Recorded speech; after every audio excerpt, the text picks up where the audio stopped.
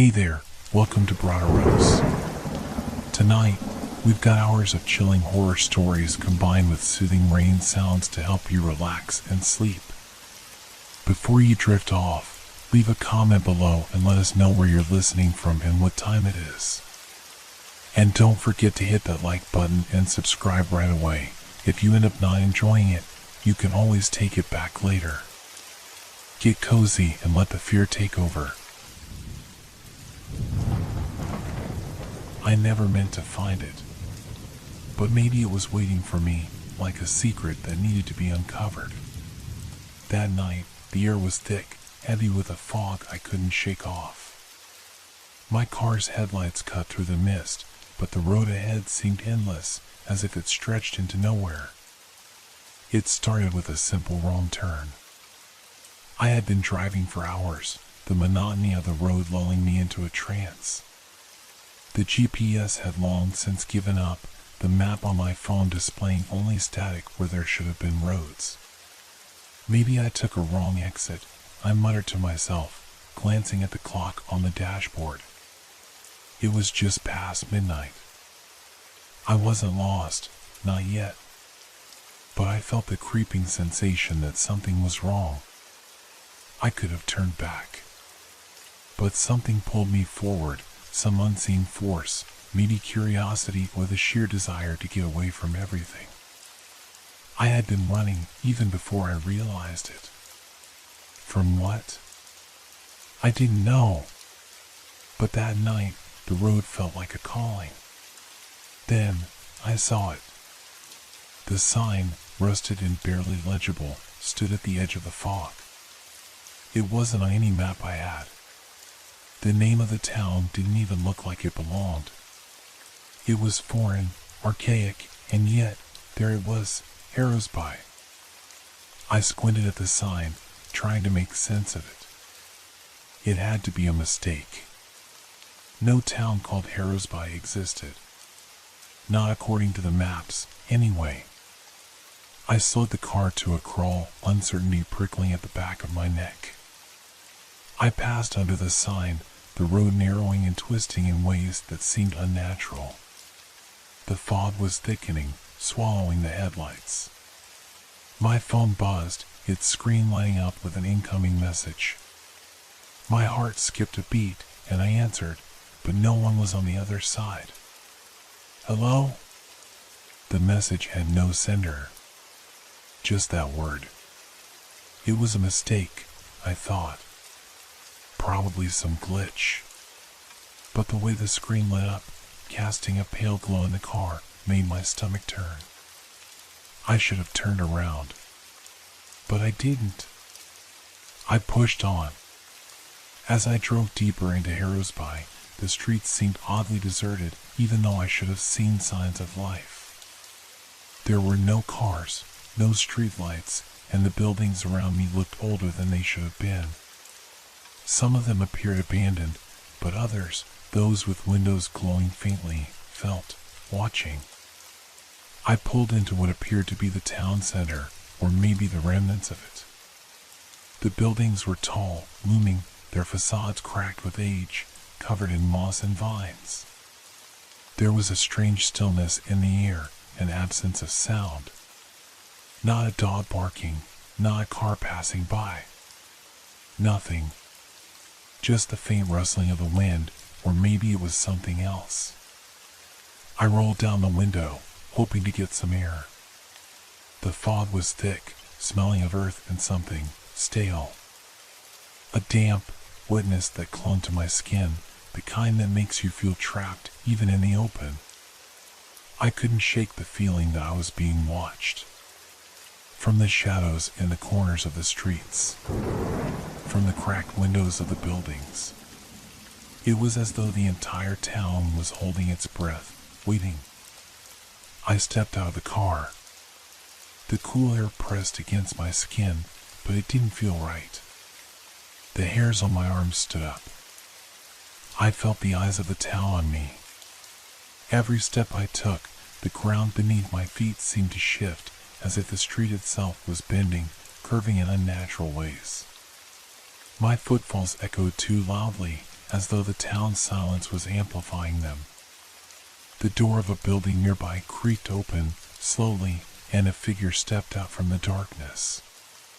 It was a man, hunched, his face obscured by the shadow of his wide-brimmed hat. His clothes were old, worn like something out of a forgotten century. He didn't move to greet me, but his presence sent a chill down my spine. He stood there, unmoving, watching me. For a long moment, I stood still too, not sure what to say or do. The man's presence was overwhelming, like he was the only real thing in a dream. Something about him felt wrong. Not physically, but more like he didn't belong to this time. Like he was an echo from the past, and I had stumbled into his world. Finally, he spoke, his voice low and raspy. "You shouldn't be here." His words hit me like a cold wind, and before I could respond, he turned and disappeared back into the building without a sound. I stood there, frozen, the strange heaviness of the moment hanging over me.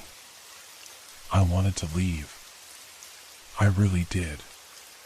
But something, some magnetic force, kept me rooted in place.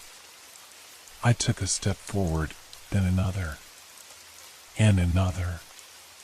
As I walked deeper into the heart of the town, the air grew heavier. The buildings grew taller, more oppressive, and the fog curled around my legs like it was alive. The streets seemed to stretch on, the path shifting, twisting in a way that made it impossible to remember where I had come from. It was as if the town itself was reshaping. I glanced up at the sky, trying to find the moon, to see some sign of time. But the sky was a thick, impenetrable gray, as if it were hiding something. That's when I noticed something else. In the distance, the sound of footsteps. Slow, deliberate. Coming closer. I wasn't alone. Not anymore. I froze. The footsteps continued, growing louder, closer. But when I turned around, there was nothing behind me. Just the empty street, the shadows, and the oppressive silence. But I couldn't shake the feeling. They were watching me. Waiting. And I had only just begun to realize it. It was too late to turn back now. I felt the weight of the silence press on me as I stood there, alone in the middle of Harrow's Bizeri Street. The footsteps had stopped, but the feeling of being watched hadn't faded. My skin prickled with unease, like invisible eyes were following my every move. I wanted to leave, I needed to leave, but something anchored me to this strange, forgotten place. I forced my legs to move, though every step felt like it was drawing me deeper into a trap. The fog, thick as smoke, twisted around my ankles, clinging to my boots as though it didn't want me to leave. The oppressive quiet of the town began to suffocate me, and every creak and groan from the decaying buildings felt too loud, too unnatural. My breath was shallow as I made my way forward, and then I heard it, the faintest whisper, coming from somewhere just out of sight. It wasn't a voice exactly, more like a breath. But it felt like it was right behind me. I whirled around, heart racing, but there was nothing there. Just the empty street, the dim glow of the few lights flickering from the windows of the buildings, and the endless fog rolling in. I laughed nervously, trying to shake off the dread that had taken root in my chest. Get it together, I told myself. It's just your mind playing tricks. But the whispers didn't stop. They were still there, soft and distant, barely audible. And they weren't just coming from one direction anymore. It felt like they were all around me, like the very air was alive with them. I turned quickly, walking faster now, my footsteps quicker and heavier, trying to outpace the whispers. But no matter how quickly I moved, I couldn't shake the sensation of being followed. It was as if something, or someone, was always just a few steps behind. I passed another dark building, its windows pitch black, not a single light inside. The door stood ajar, creaking slowly in the wind, inviting me in. A strange impulse gripped me. I should have ignored it, kept moving, but instead, I found myself stepping closer to the door.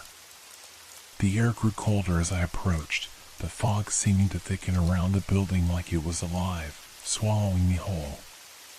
The door creaked once more, louder now, as if protesting my presence. With a sense of resignation, I pushed the door open.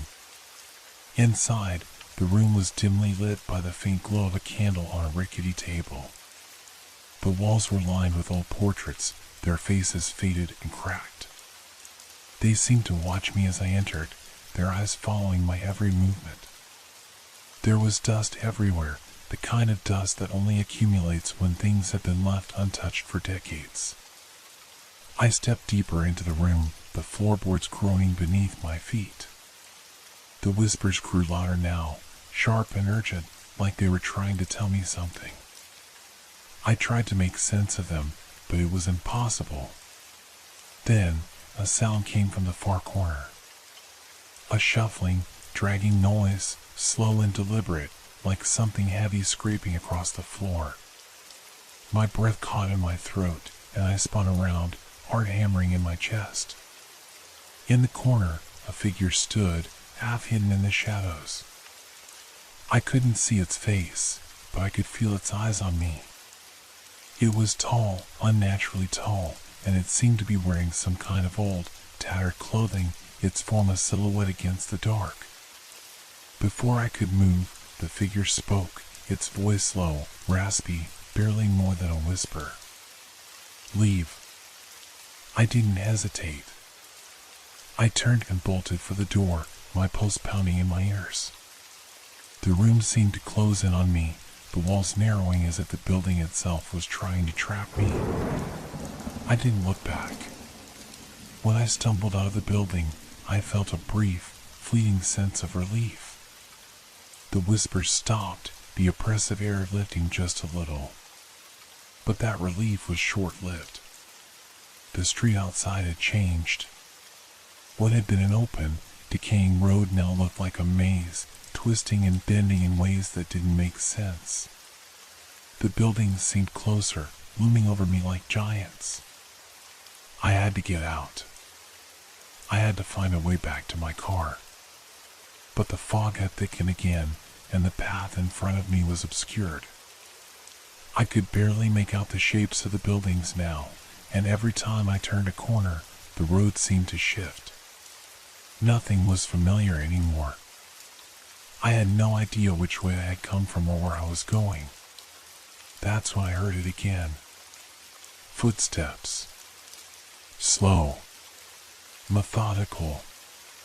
And they were getting closer. I broke into a run, not looking back. The sound of my breath, my footsteps, the distant whispers, everything blended together into a cacophony. My mind raced. Who else was here? I rounded a corner and found myself in front of a fountain. It was old, withered, with cracked stone and dry, brittle leaves scattered around its base. But there was something off about it. The air around the fountain felt colder, like a breeze that shouldn't have been there. And as I stared at it, I saw something move at the edge of my vision. Something, or someone. I jerked my head around, my heart pounding in my throat, but again, there was nothing. Nothing but the fog and the oppressive weight of the silence pressing down on me from all sides. But then, I saw it. A figure standing by the fountain. I couldn't see its face, only a shape, a shadow moving in the mist. It was tall, like the figure inside the building, but this one was closer. Much closer. My chest tightened and panic surged through me. I wanted to scream, to run, but my feet felt like they were glued to the ground. I tried to speak, but my throat was dry, the words caught somewhere deep inside. the figure stepped forward, just a few feet from me. I could now see its details. Its clothes were tattered, its face obscured by a shadowy hood. But its hands were wrong. They were too long, too thin, the fingers almost skeletal, curling unnaturally. And then it whispered. Its voice was like the creaking of a door, old and hollow. "You should have left." In a burst of panic, I finally managed to move, stumbling backward. But the figure didn't follow. It simply stood there, watching, its presence cold and suffocating. I couldn't get out of this town. It was like it had claimed me, and I feared that I might never leave. I didn't stop running. My legs moved before my brain could catch up, propelling me down the winding streets, the fog closing in tighter, suffocating every breath I took. The whispers were louder now, voices overlapping, frantic and pleading, but the words didn't make sense. It was as if the town itself was speaking, trying to communicate with me, but I couldn't understand the language. All I could do was push forward, stumbling over the uneven cobblestones beneath my feet, desperate for escape. The streetlights, if you could even call them that, flickered weakly, casting long, grotesque shadows on the buildings around me. Their shapes bent and swayed unnaturally, like they were alive, warping in the fog. I glanced to the side at one of the buildings, its windows dark but reflecting the dim light strangely. Something moved behind one of the panes, a shadow that was too long, too thin to be natural. I froze for a moment, my breath catching in my throat, but when I blinked, the shadow was gone. I wasn't sure if I had imagined it, but the feeling of being watched only deepened. Every turn I made felt wrong, like the streets were bending in impossible angles, twisting into new paths that I hadn't seen before. Nothing looked familiar. The town wasn't just empty, it was shifting. Every time I glanced over my shoulder, the path behind me had changed, as if the town was rearranging itself while I wasn't looking. My thoughts spun faster, and I could feel my grip on reality slipping. The further I went, the less sure I was of where I was, or even if I was still in the same street. And then I saw it. A figure standing at the end of the street under the dim light of a street lamp. A woman, or at least, I thought it was a woman. She was tall, impossibly thin, her long hair cascading down her back in tangled strands that seemed to float as if they weren't bound by the laws of physics. She wore a dress, but it was old-fashioned, out of place. The fabric was ragged, stained, and the color seemed to shift, one moment pale gray, the next dark as blood. She was just standing there, facing me, unmoving. I stopped dead in my tracks, the blood draining from my face. The whispers grew louder, more urgent, drowning out all other sound. My body felt like it was frozen in place, caught between the need to run and the need to know who or what this figure was. But I couldn't tear my eyes away from her. It was like she was pulling me in, and I couldn't resist. "Please," the voice was soft, like a rustling of dead leaves. "You have to go. It will find you." The words sliced through the air with an eerie clarity that made my heart hammer in my chest. She was talking to me, but I couldn't move, couldn't breathe. The fog thickened around her, making her appear to fade in and out of sight, like she was both here and not here at the same time. What is this place?" My voice was barely a whisper, tremulous, broken by the growing pressure in my chest. I couldn't stop the fear that had begun to settle on my bones. She didn't answer immediately. Instead, she took a step toward me, her movements fluid and unnatural. As she moved, her dress billowed, and I could see that her feet never touched the ground. The skin on her face, pale and stretched tight across the bones, seemed to shimmer as though it wasn't entirely real. There were no eyes, just hollow sockets where they should have been. The emptiness in them was enough to send a jolt of panic through me. "Leave before it finds you," she repeated, and I could feel the air around her vibrate, a low hum like an electric current passing through it. "The city isn't safe." It never was. I couldn't understand what she meant. Safe?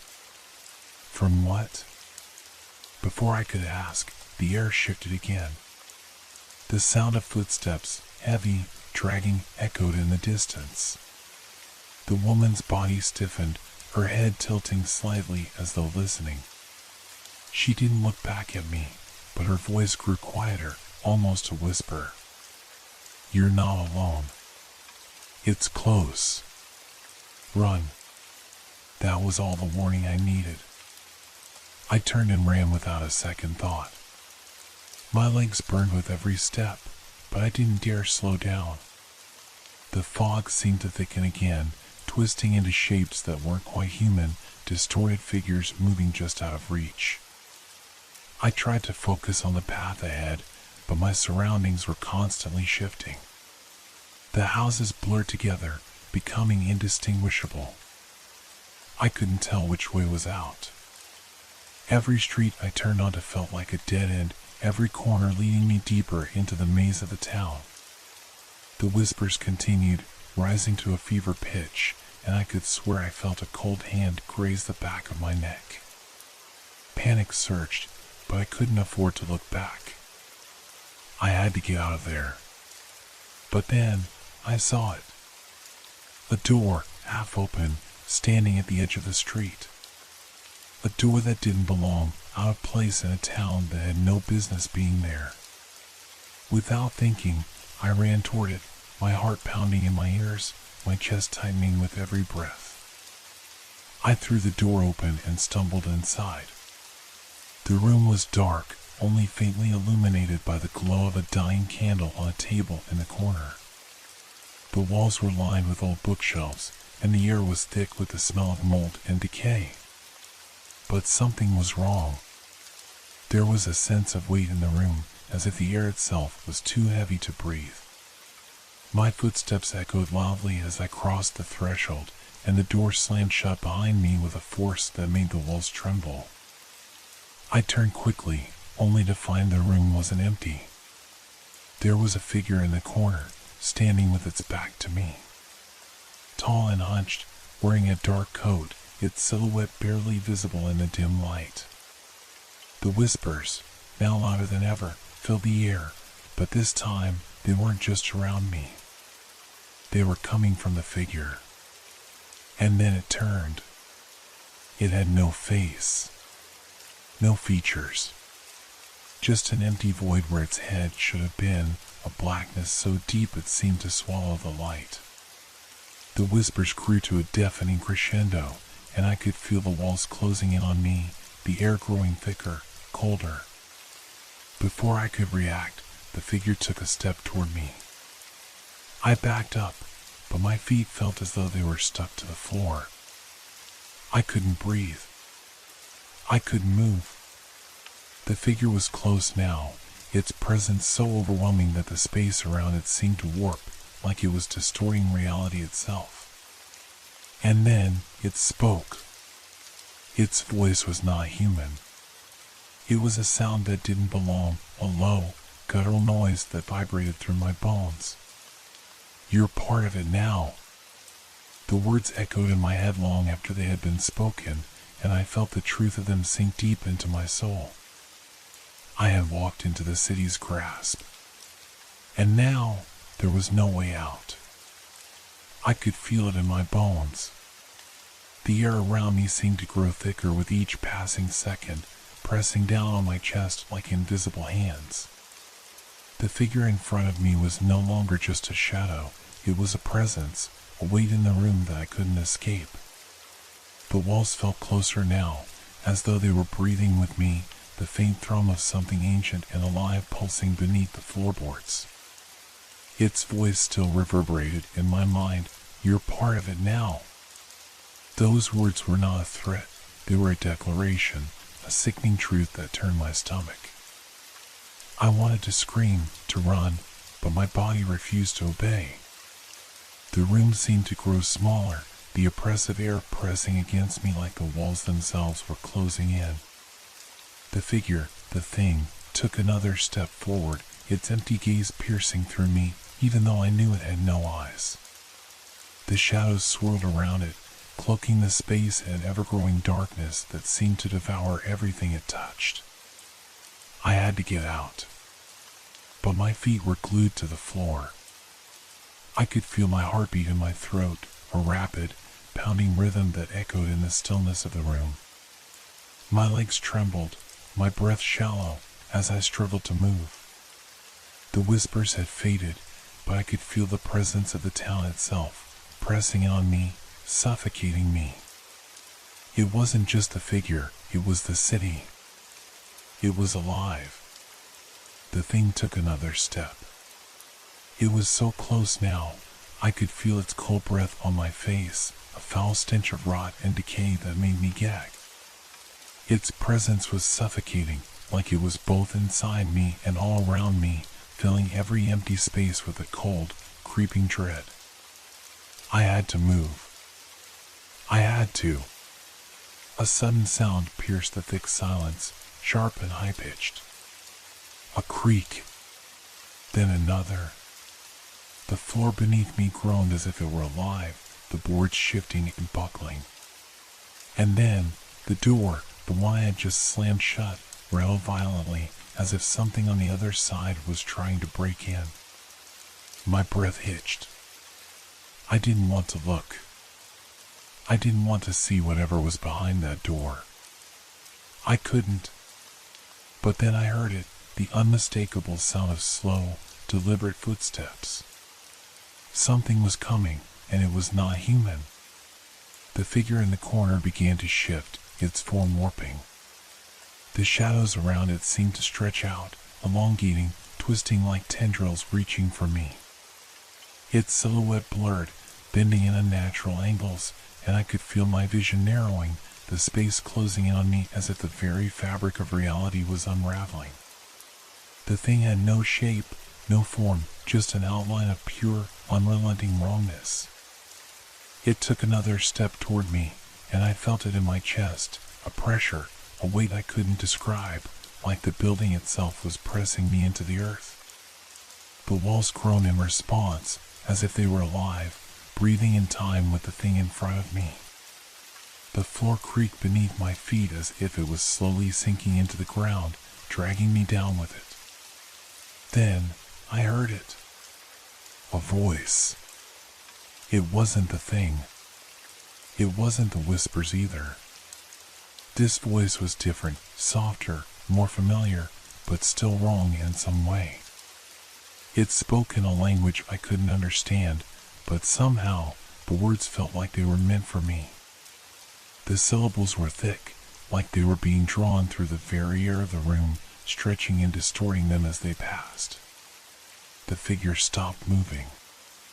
And then, in a low, guttural rasp, it spoke. "Leave now, while you still can." The voice was cold, unfeeling, and the air around me seemed to freeze in response. The words were a command, and despite my fear, something in me, something primal, knew that I had no choice but to obey. I wanted to run, I wanted to scream, but something deeper within me urged me to stay still, to listen. The whispers started again, not in my ears but inside my skull, swirling around my thoughts, pushing me in directions I couldn't control.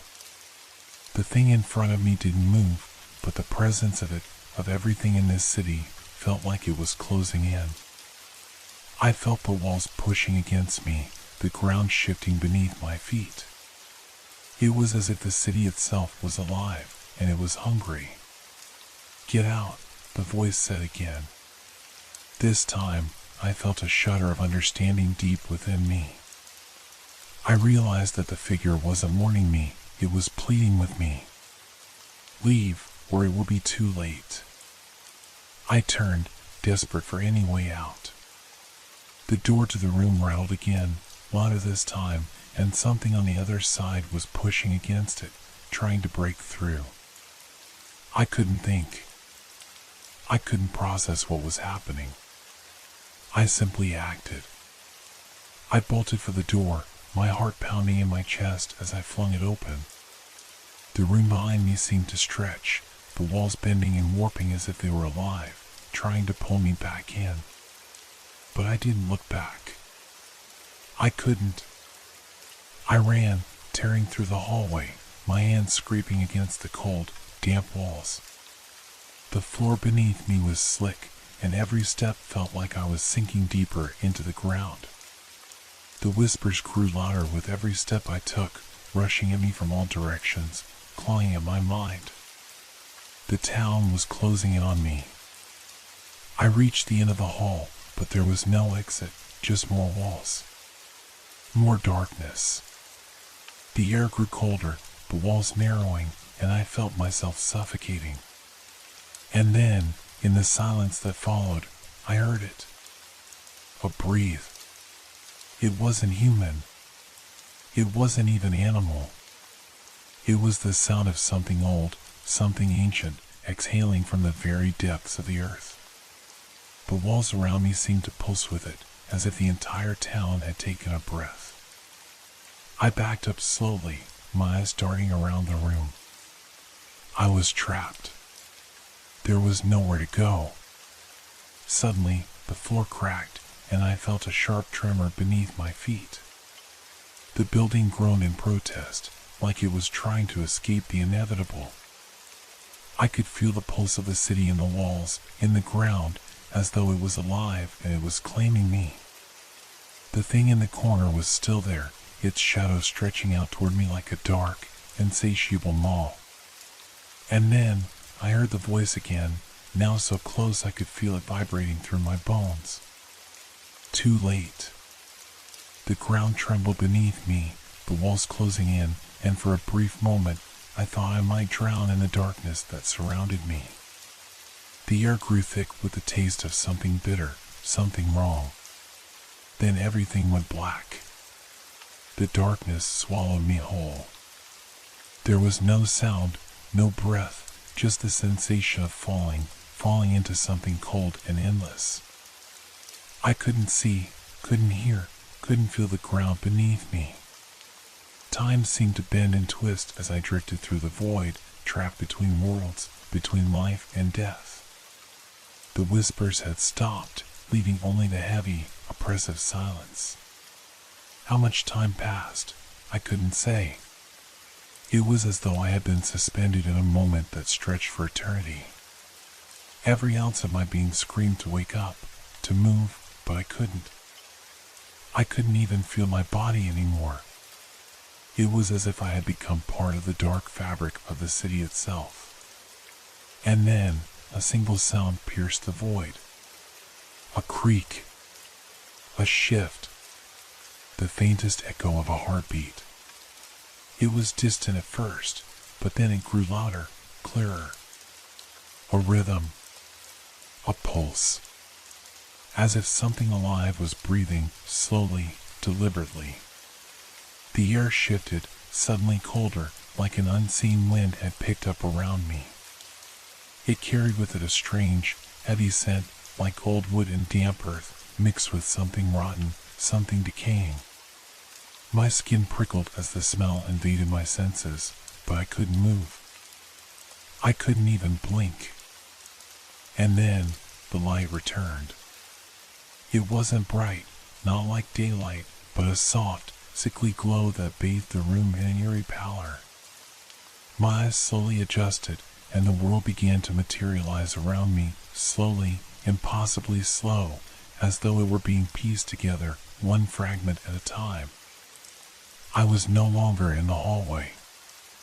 I was standing in a vast, empty space, the walls stretching up far beyond my reach. The room was circular, its architecture ancient and decrepit, with crumbling stone and broken beams. The ceiling, if it could even be called that, was lost in the blackness above, where shadows shifted and danced like something alive. The floor beneath me was uneven, cracked, the same damp wood that had begun to rot long ago. I could feel the walls. They were breathing. Not in the way a person breathes, but in the way the earth might when it shifts beneath the surface. It was as if the very structure of this place was alive.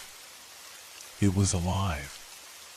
The whispers returned, but they weren't just voices. They were like fragments of memories, distant and echoing, like the remnants of a forgotten dream. They weren't just speaking to me now, they were speaking through me. I could feel their words writhing inside my head, pulling at the edges of my mind. Too late, they murmured. It's already begun. I wanted to scream, but no sound left my mouth. It was as if my body had been locked inside a cage. Suddenly, the space before me shifted again. I blinked, and the walls blurred, warping like they were being drawn in by an unseen force. There was movement, shapes flickering in the corners of my vision. I turned quickly, but saw nothing. Then, I felt it. A presence. It stood just outside my line of sight, but I could feel it, watching me, waiting. My pulse quickened, and panic surged in my chest, but I couldn't move. The thing was close, too close. Slowly, I turned my head. The figure was there. It wasn't human. Not anymore. It was something else, something that had long since lost its humanity, its shape. It was a silhouette, its form dark and shifting, like smoke or shadow. But the worst part, what made my heart freeze in my chest, was its eyes. No, not eyes. There were no eyes. There was nothing. Just the deep, infinite blackness where its face should have been. But from that dark void, something looked at me. Something saw me. The thing stepped forward, and the air grew colder still, the temperature dropping rapidly, making my skin crawl. You shouldn't have come here, the voice that wasn't a voice spoke, not with sound, but with a presence, a feeling that curled into my brain like a parasite. It was a low, rasping whisper, the words seeping into my thoughts. My legs were trembling now, but still, I couldn't move. I wanted to run, to fight, to scream, but my body refused to obey. The figure, the creature, took another step forward. Its movements were slow, deliberate, like it was savoring my fear, taking its time to relish the moment. Each step it took left a deep, unnatural silence in its wake, and the space around it seemed to shrink, suffocating the air. I could feel its gaze on me, even though it had no eyes. It was a pressure, a weight that settled on my chest, on my soul. It was judging me. Why? I managed to whisper, my voice hoarse, cracked. Why me? The figure didn't answer. Instead, it tilted its head slightly, and I could feel a chill creep up my spine, the temperature in the room dropping to the point where I could see my breath in the air. A low rumble reverberated through the room. The walls trembled again, the space distorting, warping like liquid. The whispers grew louder, filling the air with a deafening cacophony. The thing's form flickered, and in that flicker, I saw something. A vision. A fleeting image of the city, a place long forgotten, buried beneath layers of time and decay. A city that had once been alive, full of people, full of life. But now it was empty. Hollow. And I was standing in its heart. The city, it never dies, the figure rasped, and I felt the words as much as I heard them. You are part of it now. And it is part of you. The words sank deep into my chest, freezing my blood. I understood. I understood everything. I had never left the city. I had never escaped. The city had claimed me. It had been waiting. And now it had me. The darkness closed in once more, swallowing me whole. The last thing I felt was the cold, but biting, suffocating cold that consumed everything around me. And then, nothing. The silence returned, but it wasn't the same. It was the silence of the city. It was the silence of the forgotten. And I had become part of it. The forgotten city had claimed another soul.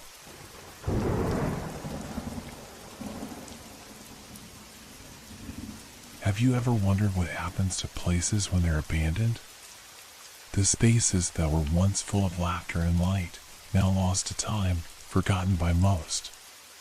That's exactly what the carnival felt like the moment I walked through its rusted gates, like it was waiting for something.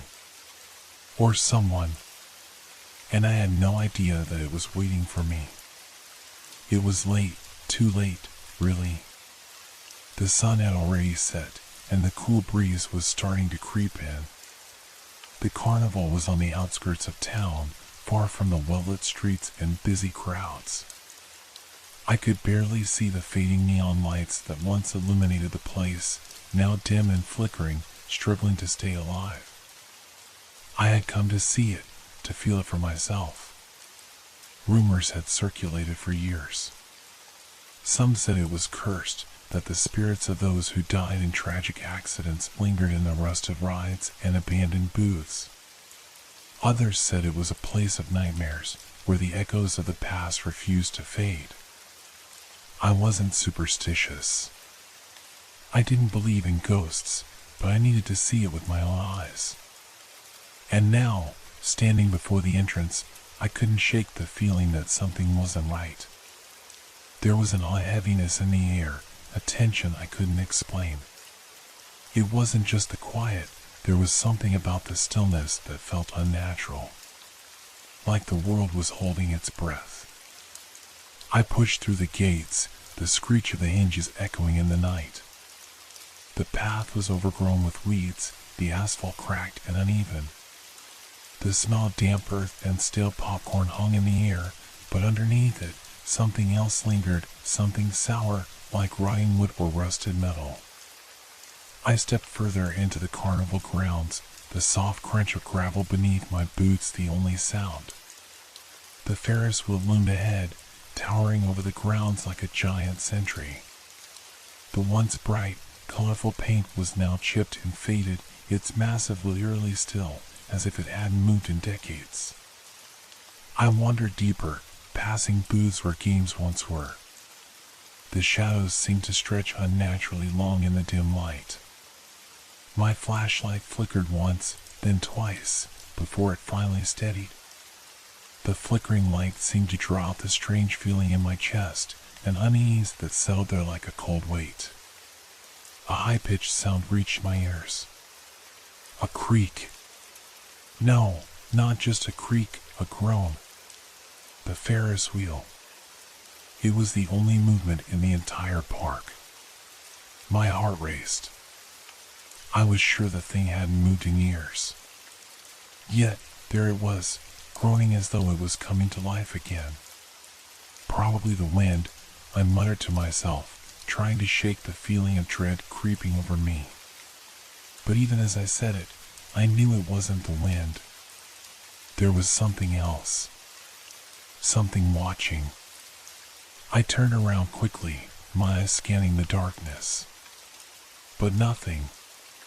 No movement, no figures lurking in the shadows. Still, the feeling lingered. Like I wasn't alone. I took a deep breath, trying to steady my nerves. I had come to investigate, and I wasn't about to let my imagination get the best of me. As I continued walking, I passed a carousel, its horses frozen mid-motion. The paint on the animals had long since faded, leaving behind twisted, skeletal figures. I shuddered but forced myself to move closer. The carousel had once been the heart of the carnival, the most popular ride, full of children's laughter and the occasional scream. But now it was silent. The air around it felt thick, like it was holding its breath, too. And then I heard it. A giggle. It was faint at first, barely a whisper against the wind. But then it came again. A soft, childlike giggle that sent a chill down my spine. I spun around, my flashlight darting in every direction. There was nothing. Just the rustling of leaves in the wind and the faint squeak of the Ferris wheel still turning. I clenched my fists, trying to convince myself it was just my mind playing tricks on me. But the giggle continued, this time louder, closer. My skin prickled as I stepped backward, my heart pounding in my chest. Then, out of the corner of my eye, I saw it. A shadow. A figure standing just beyond the reach of my flashlight's beam. My breath caught in my throat. It was small, too small to be an adult. A child? But that didn't make sense. The park had been closed for years. There should have been no one here. I froze, my mind racing as the shadow grew more distinct, taking the form of a small, hunched figure. It was wearing something dark, too dark to make out clearly in the dim light. What the hell is going on? I wanted to scream, to run. But I couldn't. I couldn't move. The figure was standing completely still, watching me. Then it raised a hand. Not a wave, not a gesture of greeting, but a slow, deliberate motion that made the hairs on the back of my neck stand on end. It pointed. Right at me. In that moment, I felt something shift in the air. The atmosphere became heavy, oppressive. It wasn't just the wind anymore. It wasn't just the rusted rides and the broken booths. There was something else. A presence that seemed to rise from the very ground beneath my feet, wrapping around me, closing in. The temperature dropped, and I could see my breath fogging in front of me. I turned to run, but my legs wouldn't move. My feet were rooted to the ground. The figure took a step forward, and the laughter, a child's laughter, filled the air, echoing off the empty walls of the park. I wanted to scream, but my voice was caught in my throat. It was like I was suffocating, drowning in the thick, unnatural silence. Then, as quickly as it had appeared, the figure vanished. I gasped, my body finally able to move again. I stumbled back, my hand shaking as I fumbled with my flashlight. The light flickered once more. The laughter still echoed around me, bouncing off the carnival's broken remnants, but now I was joined by other sounds, whispers. Soft, indecipherable whispers that seemed to swirl around me, growing louder and more frantic. I didn't wait another second. I turned and ran. The sound of the Ferris wheel groaning again echoed behind me, but I couldn't look back. I had to get out. I had to leave before whatever that was came after me. As I sprinted toward the gates, I could feel the carnival's eyes on me, staring from the shadows. The laughter, the whispers, they followed me, like ghosts clinging to my every step. I didn't stop until I reached the edge of the park, the gates wide open in front of me. I ran through them, not stopping until I was safely outside, my heart hammering in my chest. But the moment I crossed the threshold, the gates slammed shut behind me. And the laughter, the whispers, they faded into the distance. For now. But I knew it wasn't over. Whatever had been waiting for me in that park, whatever was there, hadn't finished with me yet. And I was certain it never would. Not as long as the carnival stood abandoned. I couldn't shake the image of the shadowy figure. The way it had pointed at me. How its movements were so deliberate, so unnatural, like it was savoring my fear. The whispers, the eerie laughter, they clung to me as I walked home, lingering like an invisible weight on my chest. I couldn't rid myself of the feeling that something was following me, something just beyond my reach, waiting to catch me. The carnival had been silent again when I left, too silent. The distant creak of the Ferris wheel had stopped, and the laughter had faded into nothingness. But I knew, deep down, that silence was just a lull. It was the calm before the storm. I thought I'd be able to forget about it, move on, like a rational person should. But the next day, it was still there. That feeling. I couldn't concentrate at work. Every sound seemed to echo too loudly in my mind. Every shadow seemed to have formed, and every gust of wind felt like a whisper brushing against my ear. The ghostly image of the figure, the child's laughter, kept resurfacing like a memory I couldn't push away. By the time evening came, I was a wreck. Exhausted from lack of sleep, anxious from the growing paranoia gnawing at my thoughts. But there was something else. A pull. An almost magnetic force drawing me back to the carnival. I knew I shouldn't go back. Logic told me to stay away, but curiosity, that dangerous little spark, urged me to return. What's the harm in just looking? I told myself it would be quick. Just a quick visit to prove it was all in my head. Maybe I had imagined the whole thing. Maybe the shadows, the laughter, were just tricks of the mind. Maybe it wasn't real. But as I made my way back to the carnival, the streets felt emptier than they had before. The city lights seemed distant, muted. I could hear my footsteps echoing in the silence, growing louder with every step. The familiar roads seemed unfamiliar now, and I couldn't escape the feeling that I was being watched.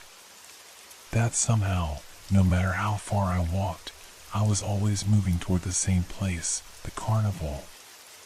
When I finally reached the gates, they were wide open, just like before. But this time, the air was heavier. The smell of decay and rust was stronger, and the wind felt colder, carrying with it a faint trace of something far more sinister, something wrong. I hesitated, standing at the threshold, my heart pounding in my chest. Something deep inside told me to turn back, but the carnival seemed to beckon me.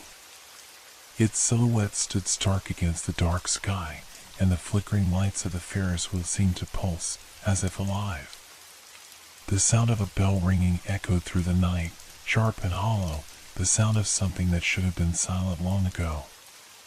My hand instinctively reached out to the rusted gate, pushing it open, and I stepped inside. The place was more unsettling than I remembered. The once grand Ferris wheel now loomed over the grounds, its metal frame rusted and jagged. The carousel, once adorned with bright colors, was now a hushed, decaying wreck. The horses, frozen mid-gallop, seemed to stare into nothingness with wide, empty eyes. And the stands, where games had once been played, now looked like hollow skeletons of their former selves. Everything was still, too still. And then, the whispering began. It wasn't just the wind this time. It was something else, something more deliberate.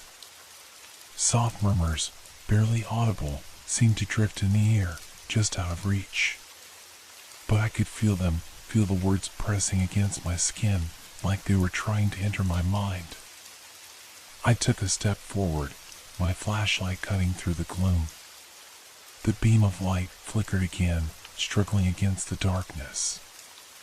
I turned, scanning the area. The hairs on the back of my neck stood up. Then, I heard it, a giggle, the same childlike laughter I'd heard before. It was faint, distant, but unmistakable. I froze, straining to listen. The laughter was followed by a soft thud. Something moving in the distance. I swallowed hard, forcing my legs to move. I had to see what it was. I had to know. My flashlight flicked in the direction of the sound, but there was nothing. No movement, no figures in the shadows. I took another step, my heart racing. The sound of my breathing felt too loud, too harsh in the silence of the park. I felt the cold touch of the wind on my skin, but the chill that ran down my spine wasn't from the air. It was the sensation of being watched, of not being alone. Another creak. The Ferris wheel, which had been still just moments ago, was slowly beginning to move. It was turning. Impossible. I knew it had been out of order for years. No one had touched it. No one had been here. Yet there it was, moving slowly, groaning under its own weight as if trying to break free from the rust that had held it captive. I couldn't tear my eyes away. The wheel seemed to turn in slow motion, the cabin swaying slightly as if pushed by invisible hands. The shadows cast by the flickering lights stretched unnaturally long across the grounds. And then I saw it. In the window of one of the cabins, a face. A child's face. Pale. Ghostly. Eyes wide open, staring directly at me. It was so still, too still. And for a moment, I thought I saw it move. Just a slight shift, as if the child had tilted its head ever so slightly. My breath caught in my throat. The giggling returned, louder now, more frantic. A chorus of voices joined in, as if the whole carnival were alive with the sounds of children playing, shouting, crying out to me. I stumbled backward, my flashlight now useless. The beam flickered and died, leaving me in total darkness. The whispers were growing louder, surrounding me. Louder and louder, like the carnival itself was trying to pull me in, to claim me. And then, everything went silent. Suddenly, the lights blinked on all at once, revealing the full scope of the carnival's decay. The rides, the booths, the empty tents, everything was visible now, bathed in an eerie, artificial light. But that wasn't what froze me in place. It was the shadows. The shadows of children. Dozens of them. Standing perfectly still, motionless in the corners of the park. Their eyes, wide and vacant, watched me. And I realized, with a rush of cold terror, that they weren't just shadows. They were children, or at least, they used to be. Their faces were pale, their clothes torn and ragged. Some were smiling, some were crying, but all of them were staring at me. They were waiting. I wanted to scream, to run, but I couldn't move. My legs wouldn't obey. And then, one of the children, took a step forward. A slow, deliberate movement that made the others follow suit. They started to approach me, walking silently, their feet not making a sound as they glided across the broken ground. I could feel my heart pounding in my chest, the blood rushing in my ears. The whispers intensified, swirling around me, cutting through my mind. The cold air grew frigid, and I realized they were coming for me. Panic surged through me. My feet finally moved, and I bolted toward the exit. But the shadows followed, their giggles and whispers closing in, surrounding me, and the ground seemed to shift beneath my feet, trying to trap me in its decaying grip. I could hear them laughing, their voices distorted by the wind, as I ran. I could see their faces, their eyes, their mouths twisted in joy, in hunger. And I knew I wasn't leaving this place alone. The carnival had claimed me. It was only a matter of time before it took me too. The pounding in my chest was deafening, but I couldn't stop running. The sharp clatter of my shoes against the cracked pavement was the only sound that cut through the oppressive silence. But even that felt wrong, distorted somehow, like I wasn't alone in the night.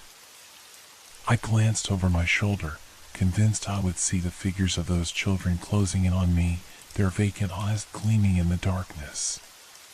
But there was nothing. Only the eerie stillness of the carnival grounds.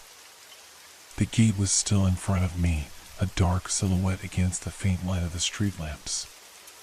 It should have been a relief, but it wasn't. My body screamed to reach it, to get out, but the air felt thick and heavy, like the carnival itself was trying to hold me back. As I neared the entrance, I slowed. My legs felt like lead, my chest heaving as I gasped for breath. The whispers were still there, swirling around me, but now they were softer, more insistent. A child's giggle pierced through the silence, just behind me, sending a cold chill down my spine. I spun around, but there was nothing. Only shadows. I reached the gate, my hands trembling as I tried to pull it open. The rusted metal creaked and groaned, resisting me, as if it, too, didn't want me to leave. I yanked harder, panic setting in. The sound of the Ferris wheel creaking filled the air, and I glanced toward it, my heart stopping for a split second. The Ferris wheel. It had stopped. For just a moment, the park fell into a suffocating silence. My heart pounded in my chest as I realized something. The child's face. The twisted shapes in the shadows. The laughter. It had all been leading up to this moment. It was as if the carnival was watching me, studying me. And now that I had taken the bait, it wasn't going to let me go. With a force I didn't know I had, I shoved the gate open. The hinges screamed, metal scraping against metal, and I stumbled forward, falling out onto the cold asphalt. But even as I regained my footing, I felt the presence behind me looming just beyond reach. I didn't dare look back. I had to leave. I had to get far, far away from this place, from the whispers that now danced on the edge of my sanity, from the children whose eyes I could still feel burning into my soul. I started to run again, not caring which direction, just away from that cursed carnival. My breath came in shallow gasps, my legs moving on their own accord, but no matter how fast I ran, I couldn't shake the feeling that something was following me, getting closer with every step. The shadows, the whispers, they were too close, too real. And then, in the corner of my vision, I saw it. A figure standing at the edge of the road. Tall. Thin. Its face obscured by darkness, but I could feel its eyes, those hollow, searching eyes. My heart skipped a beat as it stepped forward, moving into the streetlight. And then, I saw it more clearly. It was wearing a carnival mask. A painted face of a clown, cracked and broken, with an eerie, twisted smile. But it wasn't just the mask that unsettled me, it was the movement. The way its body swayed, not in any way a person should, but in jerky, unnatural motions, like it was both there and not there at the same time. The mask seemed to grin wider as it tilted its head, as if acknowledging my fear. And then it spoke. "Come back," it whispered, the voice soft but chilling. "We're waiting for you." My blood turned to ice. I didn't stop running. My legs burned, my lungs screamed for air, but I couldn't stop. The clown wasn't the only one now. From the corner of my eyes, I could see the others, the children. Their pale faces, their twisted smiles, each one of them just standing there, motionless, watching me. I didn't dare to look back. I couldn't afford to. But I could hear their feet. The soft patter of footsteps growing louder behind me. And then there was the sound of something else. Something deeper. A slow, mechanical hum, like the Ferris wheel starting up again, its gears grinding against each other. The sound was filling the air, and it wasn't just the Ferris wheel. It was coming from everywhere. The carnival itself, the very ground beneath my feet, it was alive, waking up after years of silence. They were all awake. I could hear laughter, louder now, screeching, distorted. Children's voices. But they weren't happy voices. They were hungry. They were frantic. I could almost feel their claws dragging across the pavement, reaching for me. I wasn't running fast enough. I could hear them gaining on me. Could feel their icy fingers brushing against my skin. But every time I glanced over my shoulder, they were still there, waiting, their eyes glowing in the dark. And then I saw it. The old bridge. The one that led out of the city. If I could just make it there, just across the bridge, into the safety of the city, I might escape. With all the strength I had left, I pushed myself forward. The bridge was in sight now. Only a few more steps. But then, something shifted. The air around me grew thicker, colder. I could see the carnival's lights flashing brighter, the sounds of the rides blaring through the night. A figure stepped into the light in front of me, blocking the path. Another clown, tall, menacing, its hands reaching for me, its eyes locked onto mine. "You can't run," it hissed, its voice like a rasping whisper. "You belong to the carnival now." The ground beneath my feet trembled as the earth groaned.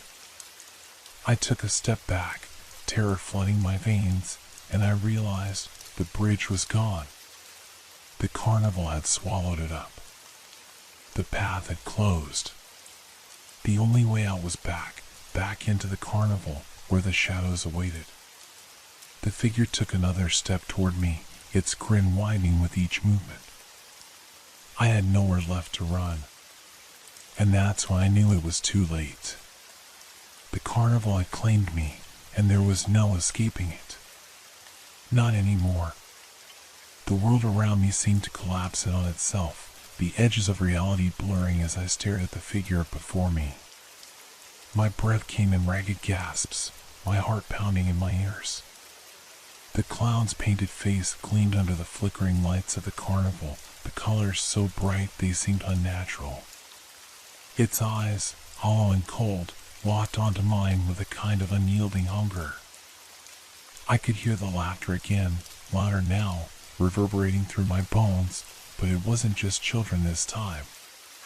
The laughter had a new voice, a deeper, malevolent tone that crawled under my skin. The clown reached out, its movements smooth but predatory. Each step it took was measured, deliberate, as if savoring the moment. I took a stumbling step back, but my legs wouldn't obey, as though they were paralyzed by fear. "You can't escape, not from here," the clown rasped, its voice a low growl that echoed in the pit of my stomach. "You should have never come to this place." I backed away, the carnival grounds closing in on me. The distant rides, the warped funhouse mirrors, the twisting, spiraling lights, they all felt like they were moving. The world around me seemed to shift, the carnival stretching out impossibly, pulling me into a never-ending loop.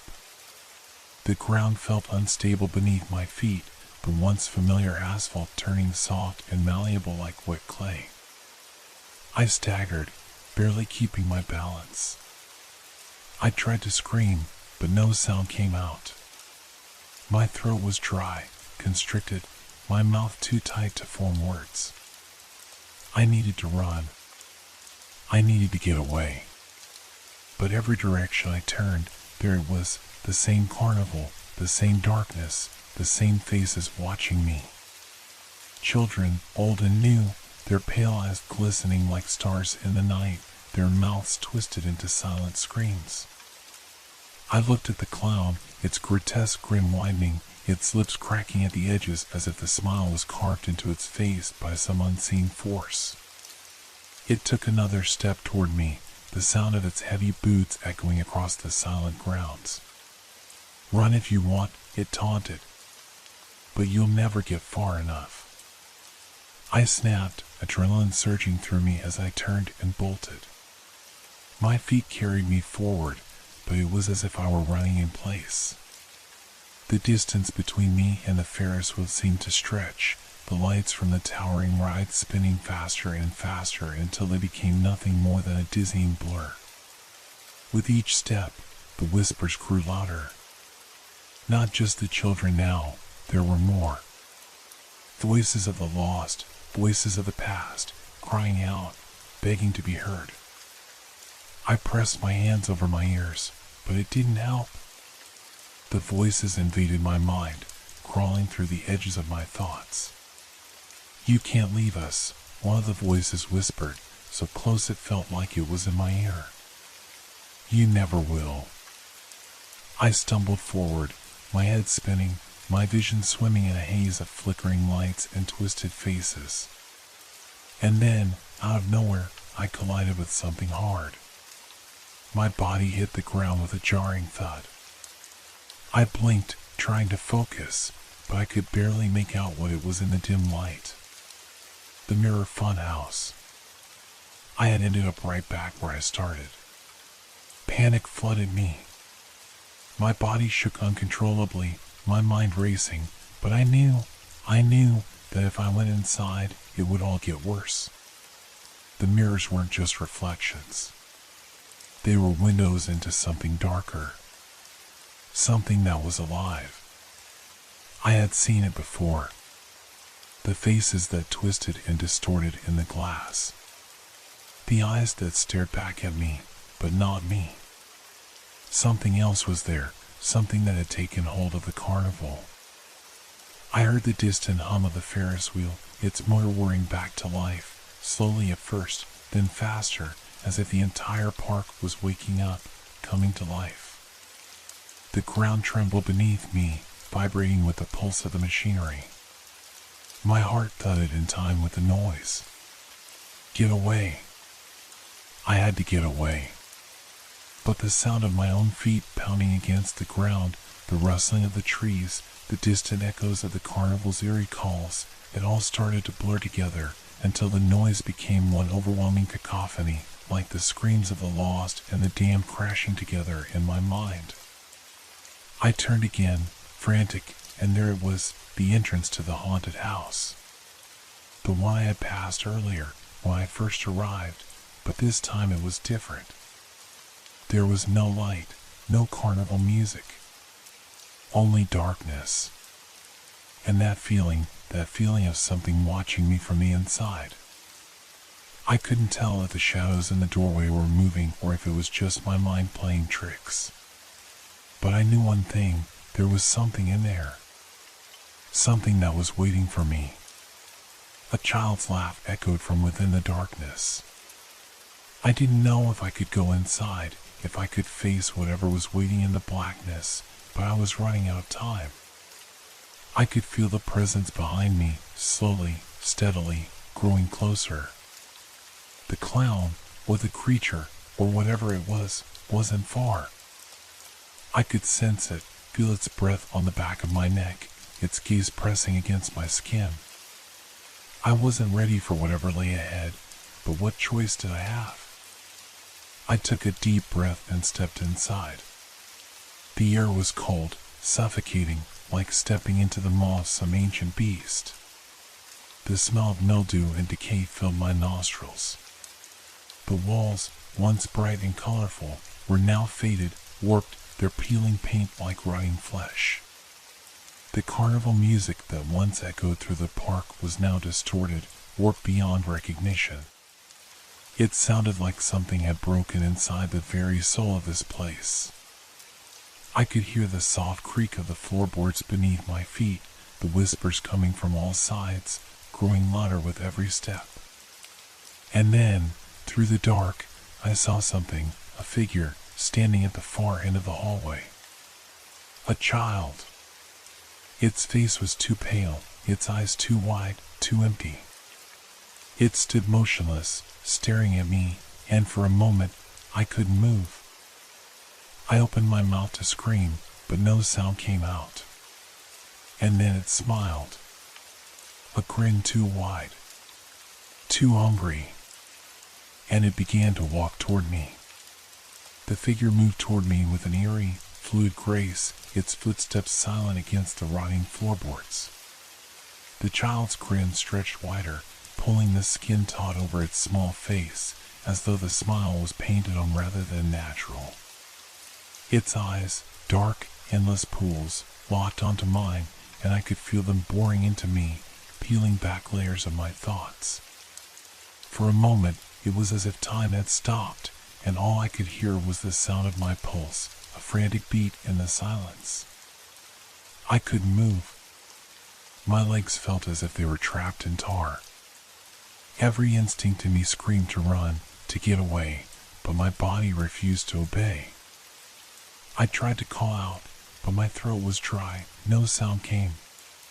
The laughter of the child was distant now, muffled, like it was coming from far away. But still, it echoed in the walls, bouncing off the twisted corners of the dark room. The child stepped closer, its face an unsettling mixture of innocence and something much darker. With each step it took, the air around me seemed to thicken, the darkness pressing in from all sides. The laughter grew louder, and then, suddenly, it stopped. The child was right in front of me now. It reached out with tiny, trembling hands, and in that moment, everything felt wrong. The child's fingers were too long, too thin, like brittle twigs snapping in the wind. It touched my arm, cold, freezing, like the hands of the dead. The moment it made contact, a shock of ice ran through my veins, paralyzing me further. "You shouldn't have come here," the child whispered, its voice hollow, not the voice of a human but of something far older, far more ancient. Its lips barely moved, but the words were clear, like a murmur inside my skull. My breath came in shallow gasps. I tried to move, to tear myself away from its touch, but the child's grip tightened. I felt my thoughts clouding, my mind growing heavy, weighed down by the darkness that seemed to seep into my very soul. The carnival, the place I had tried to escape, it was everywhere now. It wasn't just a place, it wasn't just here, it was in me. And then, a sound broke through the fog, the creaking of something large, something ancient. I looked over the child's shoulder, and I saw it. The Ferris wheel. It had stopped spinning. For a moment, I thought it was just my mind playing tricks. But no, it was standing still now, the carriages swaying ever so slightly, almost like they were waiting. Waiting for something. Or someone. A faint light flickered at the top of the wheel, illuminating the strange figure I had seen earlier, the clown. It was standing at the top, its huge, distorted form barely visible in the shadows. Its head tilted at an unnatural angle, and its grin stretched wider, impossibly wide, its face now contorted in a grotesque rictus. The eyes gleamed like polished stones, hard and cold, locked onto me. "Join us," the voice boomed, carrying across the carnival grounds, reverberating in my chest. It was the same voice I had heard earlier, the clown's voice. But it wasn't just the clown now. It was the carnival itself, speaking through the ruins, speaking through the children. The child in front of me giggled, a sound like broken glass. It tugged at my sleeve, pulling me toward the hallway that led deeper into the funhouse. Behind it, the twisted faces of the carnival's lost souls stared out from the mirrors, their hollow eyes pleading for something I couldn't understand, their mouths opening and closing in silent screams. I couldn't move. The carnival was pulling me back in, dragging me toward its heart. "Please," I whispered, my voice barely audible. "I want to leave." But the child's grin only grew. "You can't leave," it said softly, its voice like a breath of cold wind. "We've been waiting for you." The walls seemed to close in around me, pressing me toward the hallway. The mirrors, once reflections of my own terror, now seemed to reach for me. The carnival's lights flickered and hummed, twisting into patterns that made no sense, forming shapes that weren't quite human. In the dark corner of my vision, I saw something else. A shadow that didn't belong. A figure moving in the periphery, tall, looming, with a shape that seemed to melt in and out of existence. I could feel it staring at me, its gaze pinning me in place. It was the Ferris wheel clown again, descending slowly, its feet dragging across the warped metal of the carnival grounds. I fought the urge to scream, my mind screaming at me to escape, to get away from this nightmare. But the child's grip tightened, and before I knew it, I was moving, my feet dragging me along the floor toward the hallway. The child led me deeper into the funhouse. The light from the mirrors flashed faster, casting my reflection into 1,000 twisted versions of myself, each one more monstrous than the last. My own face, but with eyes too wide, mouths too full of teeth, the laughter echoing louder and louder. It was too much. Too much. I couldn't breathe. I tried to claw my way back, but the mirrors now held me in place, their glass pulsing with some unnatural energy. The air in the funhouse was thick, choking, and it felt like the walls were closing in, each corner pressing tighter against me. I could hear the carnival behind me, the laughter, the music, the screams. It was all coming together, all swallowing me whole. "Look at yourself," the child said, its voice a low rasp now, full of malice. "You're just like them now. You've always been one of us." And then the world went black. I woke up. Or at least, I thought I did. I was lying on the cold ground, the smell of damp wood and rust filling my nostrils. For a moment, I could hear nothing but my own breathing. When I opened my eyes, the world around me was different, distorted. The walls of the funhouse were gone. I was back at the carnival. But everything was wrong.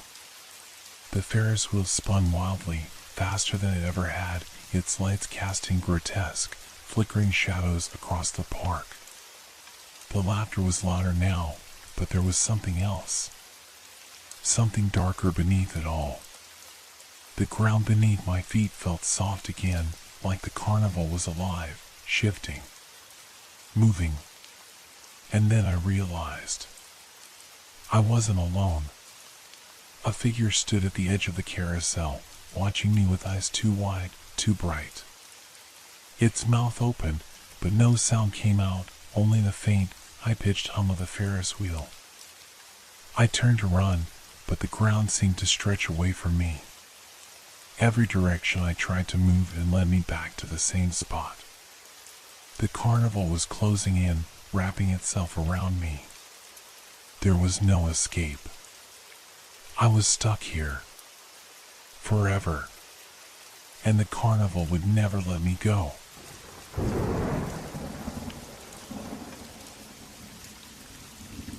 Have you ever heard something at night that made you question whether it was real? A sound so strange, so out of place, that it stayed with you long after the silence returned? I first noticed it a few weeks ago. The sound. It started around midnight, a dull thudding from somewhere deep within the walls of my apartment. I tried to ignore it, convinced it was just the building settling, the pipes groaning, or some other explanation that made sense. But the sound didn't go away. It continued, night after night, always at the same time. Always when the world outside was quiet, when the city's hum had faded into the dark. I tried to sleep through it, but my mind wouldn't let me. I would lie awake, staring at the ceiling, listening to the soft thud, thud, thud. It wasn't the sound of something falling or something out of place. It was something alive, something moving. I could almost feel it moving through the walls. At first, it didn't scare me. I chalked it up to the quirks of an old building, to the natural noises that every apartment seems to have. But as the nights passed, I began to notice other things. Little details. Things that didn't add up. Like the strange chill in the air, even when the heat was on full blast. Or the way the shadows in my apartment seemed to stretch, longer and darker than they should have been.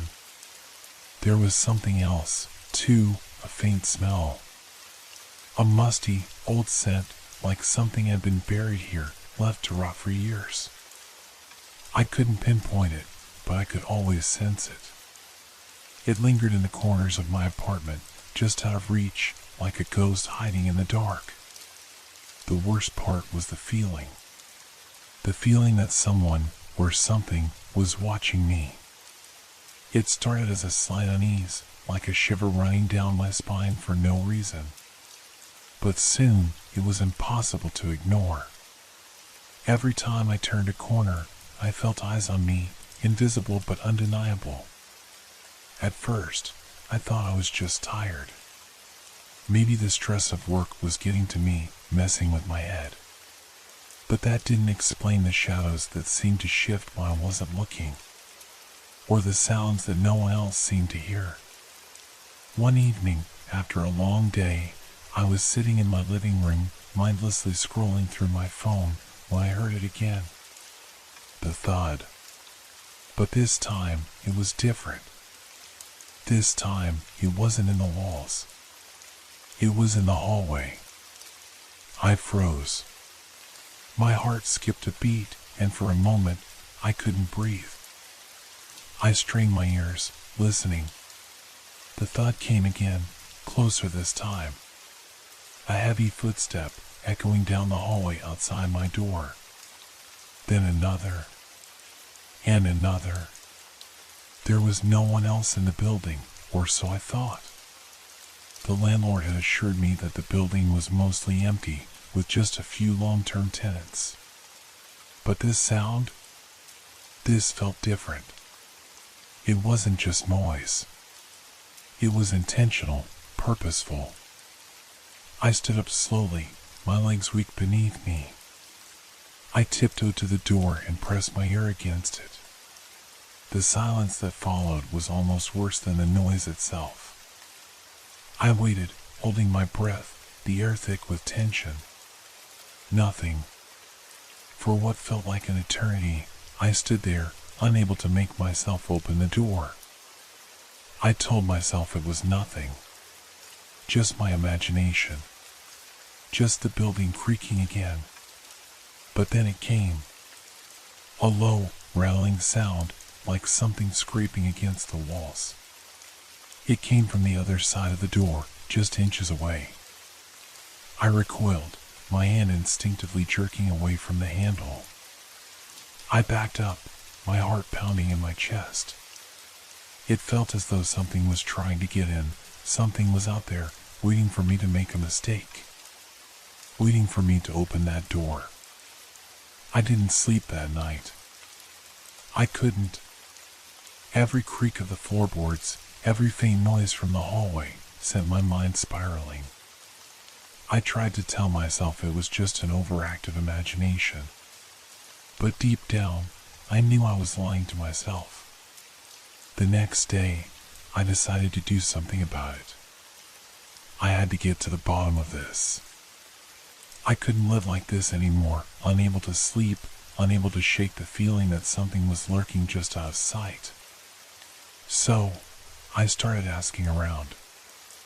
I casually mentioned the sounds to a few of my neighbors, pretending it was just a small concern, nothing to get worked up over. Most of them dismissed it, brushing it off as the usual creaks and groans of an old building. But there was one woman, Mrs. Pomeroy, who didn't. She looked at me with wide, fearful eyes when I mentioned it. "It's not the building," she whispered. It's something else. Something that's been here longer than any of us. Her voice trembled, and I could see the fear in her eyes. She glanced around nervously before lowering her voice further. You're not the first to hear it. It's been happening for years. Ever since the building was built. Her words sent a chill down my spine. What do you mean? I asked, my voice barely above a whisper. Some things shouldn't be disturbed, she said. Some things are best left alone. Before I could ask more, she turned and walked away, her footsteps quick and hurried, as if she didn't want to be seen talking about it. That night, I heard it again. The thudding. But this time, it wasn't just a noise. It was a presence. Something was moving through the halls. I could feel it. And this time, I didn't try to ignore it. I opened the door. The hallway was empty. But I didn't feel alone. The silence was suffocating. My breath caught in my throat, and I felt it again, that sensation of being watched.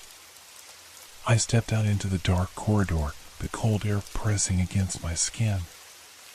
I could feel the walls closing in around me.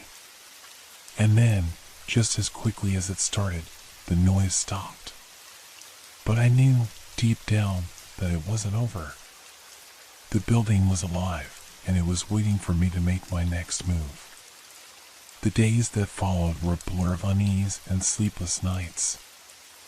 I tried to push the thoughts from my mind, telling myself I was just paranoid. The building was old, after all. Old buildings creaked. Old buildings groaned.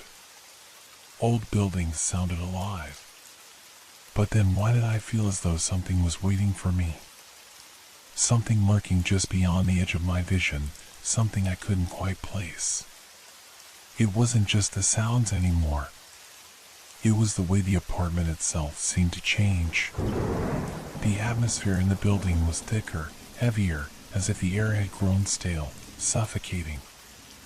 I began to notice the way the shadows flickered along the walls, stretching longer than they should. The lights, too, started to behave strangely, dimming in certain corners, flickering in the dark. I had heard of places like this. Buildings with histories too dark to be shared, too strange to be explained. Stories of things that happened long before I moved in. But I had never imagined it could be true. One evening, I stood in front of the old elevator, waiting for it to arrive. The buzzing lights above me flickered erratically, casting long, trembling shadows. I was just about to press the button again, thinking it might be broken, when I heard it. A faint sound, almost imperceptible at first. A whisper. Soft, barely audible, like a breath against the back of my neck. I froze, my skin prickling. The elevator door opened with a metallic creak, but I didn't move. The whisper came again, this time clearer, like it was coming from somewhere behind me. Help me. My heart slammed against my chest. I turned, my breath shallow, eyes darting down the hallway. But there was no one there. The corridor was empty, bathed in a sickly yellow light. The whisper had faded, but the feeling of being watched grew stronger. I stepped into the elevator with a trembling hand, pressing the button for the 4th floor. I had to get out of this corridor, away from the feeling that was suffocating me. As the doors slid shut, I thought I saw something move in the corner of my eye. But when I looked, the hallway was empty. The elevator moved slowly, groaning as it ascended. The lights flickered again. I kept my eyes forward, trying not to look at the reflection in the mirrored walls of the elevator, though I couldn't help but feel that there was something just behind me. Something watching me. I took a deep breath, pushing the thoughts from my mind. This was just stress. I was imagining things. The elevator jolted to a stop between floors, the lights flickering violently before going out entirely. The silence was deafening. Panic flooded my chest as I felt the car sway slightly, as though it was being pulled by an unseen force. My pulse quickened, and I pressed the emergency button, hoping someone would hear me. The small bell chimed, but there was no response, no movement. And then I heard it again. The whisper. But this time, it wasn't just one voice. It was multiple voices, overlapping, muffled but unmistakable. They came from the walls themselves, from the very core of the building, as though the structure was alive, breathing, whispering. Get out. Don't look. Stay with us. The voices wove in and out, pulling at the edges of my sanity. I felt my skin grow cold, my throat tightening as I struggled to breathe. The walls seemed to be closing in, the space around me becoming more constricting, as if I was trapped not just in the elevator, but in the building itself. I pressed the emergency button again, more urgently this time, but nothing happened. The whispers continued, growing louder, more insistent. Help me, came the soft voice again, now from directly behind me, as though someone was standing in the corner of the elevator, breathing down my neck. I spun around, but the corner was empty. Only the faint glow of the emergency light illuminated the small space, casting sharp, elongated shadows on the walls. I could feel the coldness of the air, almost suffocating. It was as though the building itself was pressing in on me, trying to crush me under its weight. The elevator jerked, then began to move again, but it was no longer traveling up. It was descending fast. I reached for the buttons frantically, but the car continued its descent, faster and faster. It felt as though it was going down into the very depths of the earth, and I could feel the sense of dread growing, twisting in my stomach. My heart was pounding in my ears, and the voices in the walls grew louder, more frantic. Don't go down there. One voice gasped. It's waiting for you. And then, just as suddenly as it had started, the elevator came to a violent stop, the lights flickering back on. The soft hum of the building returned to normal, but I knew, deep down, that nothing was normal anymore. The doors slid open, revealing the hallway to the 4th floor. The air was heavy, thick with a presence I couldn't explain. My feet moved on their own, carried by a mixture of fear and curiosity. I stepped into the corridor, my eyes scanning the dimly lit space. The walls seemed to pulse, as though they were alive. The wallpaper, once faded, now looked smeared, as though someone had dragged something heavy across it. I tried to shake the image from my mind, but it stayed with me. At the end of the hall, there was a door, slightly ajar. I had never noticed it before. The room beyond seemed darker than the rest of the hallway, the shadows crawling across the floor like tendrils reaching out. A low hum vibrated from within, sending a shiver through my spine. Something was calling me. I knew I should turn back, that I should leave this building, never return. But my feet carried me forward, closer to the door. The air grew colder with each step, and I could feel my heart race faster. I reached the door and pushed it open. Inside, everything was still. The room was empty, save for a few old boxes stacked in the corner, their contents covered in a thick layer of dust. The window was cracked open, allowing a cold breeze to creep in, rustling the papers on the floor. But then I saw it. A small, frayed piece of cloth lying on the ground near the boxes. It was red, almost too red, and it looked like it had been there for years. And then I remembered. I had seen that same cloth before, hanging from the fire escape when I first moved in. It was impossible, though. I had never been in this room, but now it was here. It was waiting for me. The whispers started again. The whispers. They grew louder as I stood in the doorway of that room, my heart beating in my throat. The chill in the air deepened, the room becoming suffocating. That small piece of cloth was almost alive in its presence. I could feel it tugging at my consciousness, pulling me toward the boxes. I wanted to turn and run. Every instinct in me screamed to leave, to get away from this place. But my feet refused to obey. They moved, slow and heavy, as if weighed down by some unseen force. I stepped over the threshold, the door creaking behind me as it swung shut.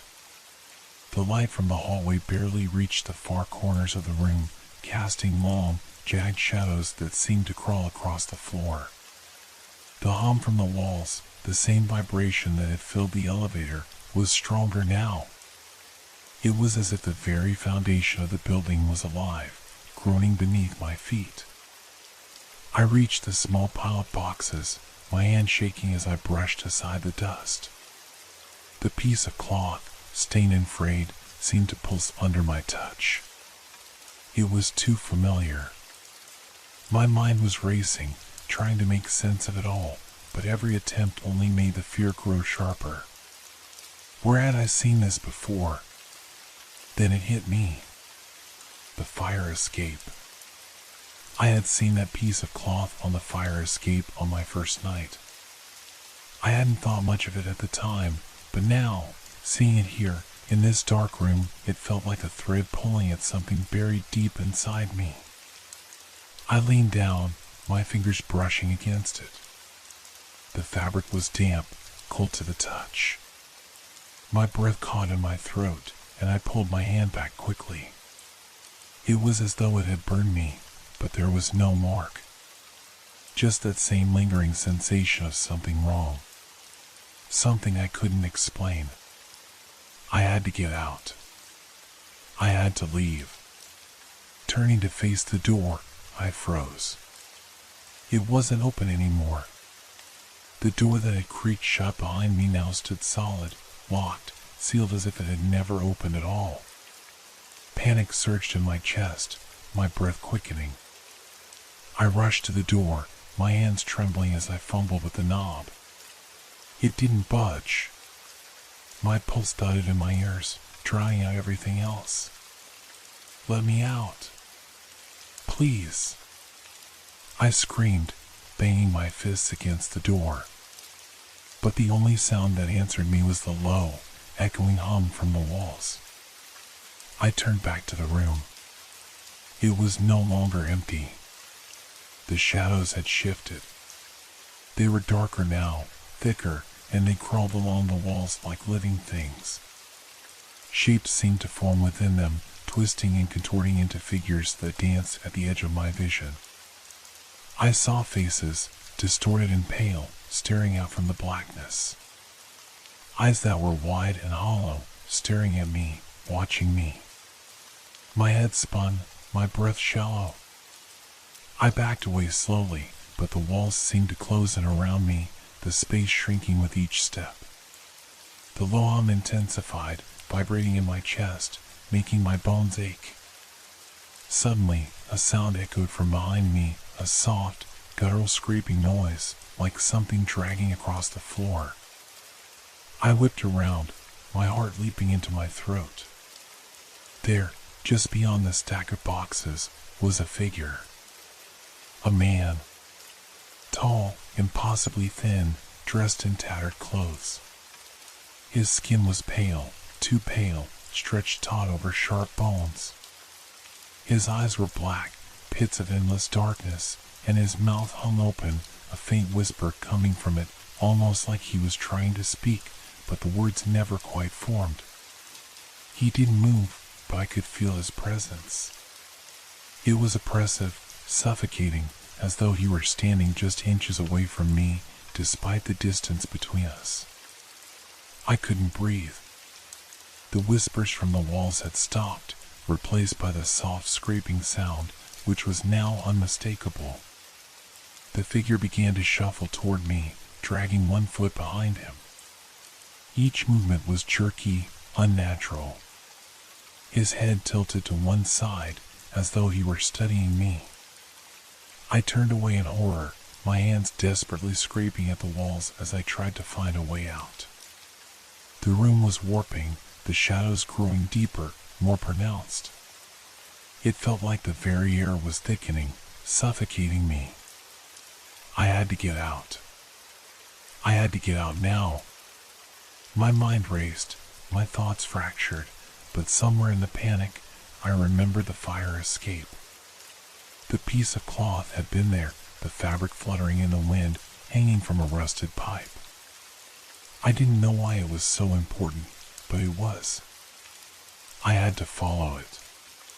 The whispering voice, like a cold breath on the back of my neck, told me to leave, to escape while I still could. I turned, running back to the door, but again it was sealed shut. My palms pressed against it, but it wouldn't budge. I was trapped, the room closing in on me. The figure in the corner was moving again, his movements jerky and unnatural. He was getting closer. No. I had to break free. I grabbed a rusty pipe that jutted from the wall, twisting it with all the force I had left. It came loose with a screech of metal, the sound like nails on a chalkboard. Without thinking, I swung the pipe at the door. It didn't break, but the metal pipe slammed against something solid just beyond the door. My heart skipped a beat. The pressure, the tension, seemed to crack in the air. The whispering stopped. For a moment, everything was still. I pulled the pipe back again and struck with all my might. The door splintered, and with one last shove, the door flung open. The hallway was dark. No light. No movement. I didn't stop to look back. I ran.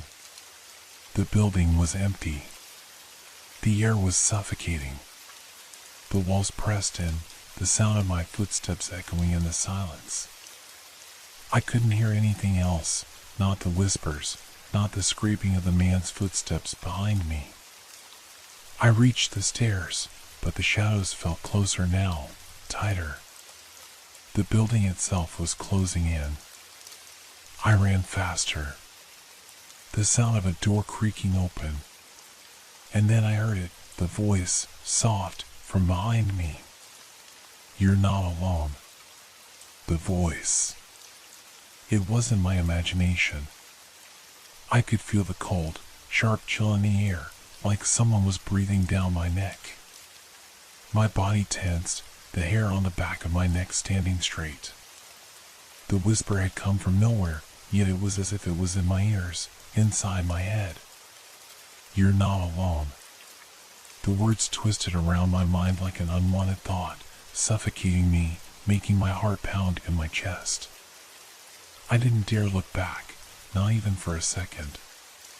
Every inch of my body screamed at me to keep running, to escape, to leave the building before whatever it was could catch me. I slammed my hand against the banister as I hurtled down the stairs, my feet stumbling on the worn steps. The darkness of the hallway stretched out in front of me like a tunnel with no end, and the heavy, stagnant air seemed to press in tighter the further I ran. My breath came in sharp gasps, my throat dry, as I pushed myself faster, faster than I thought was even possible. The elevator doors flashed in my peripheral vision. For a second, I almost stopped. The memory of the elevator, how it had felt, sent a shiver up my spine. That hum, that unnatural vibration. The way the walls of the elevator had shuddered, as if the entire building were holding its breath. I didn't want to go back to the elevator. I couldn't. And yet, something deep within me knew I had no other choice. The floor beneath me felt like it was buckling under my weight. The stairs creaked, groaned, like they were alive, and I was the intruder, trying to escape from whatever it was that had taken hold of this place. The walls, too, seemed to move, pulsating with a life of their own, as though the building itself were breathing.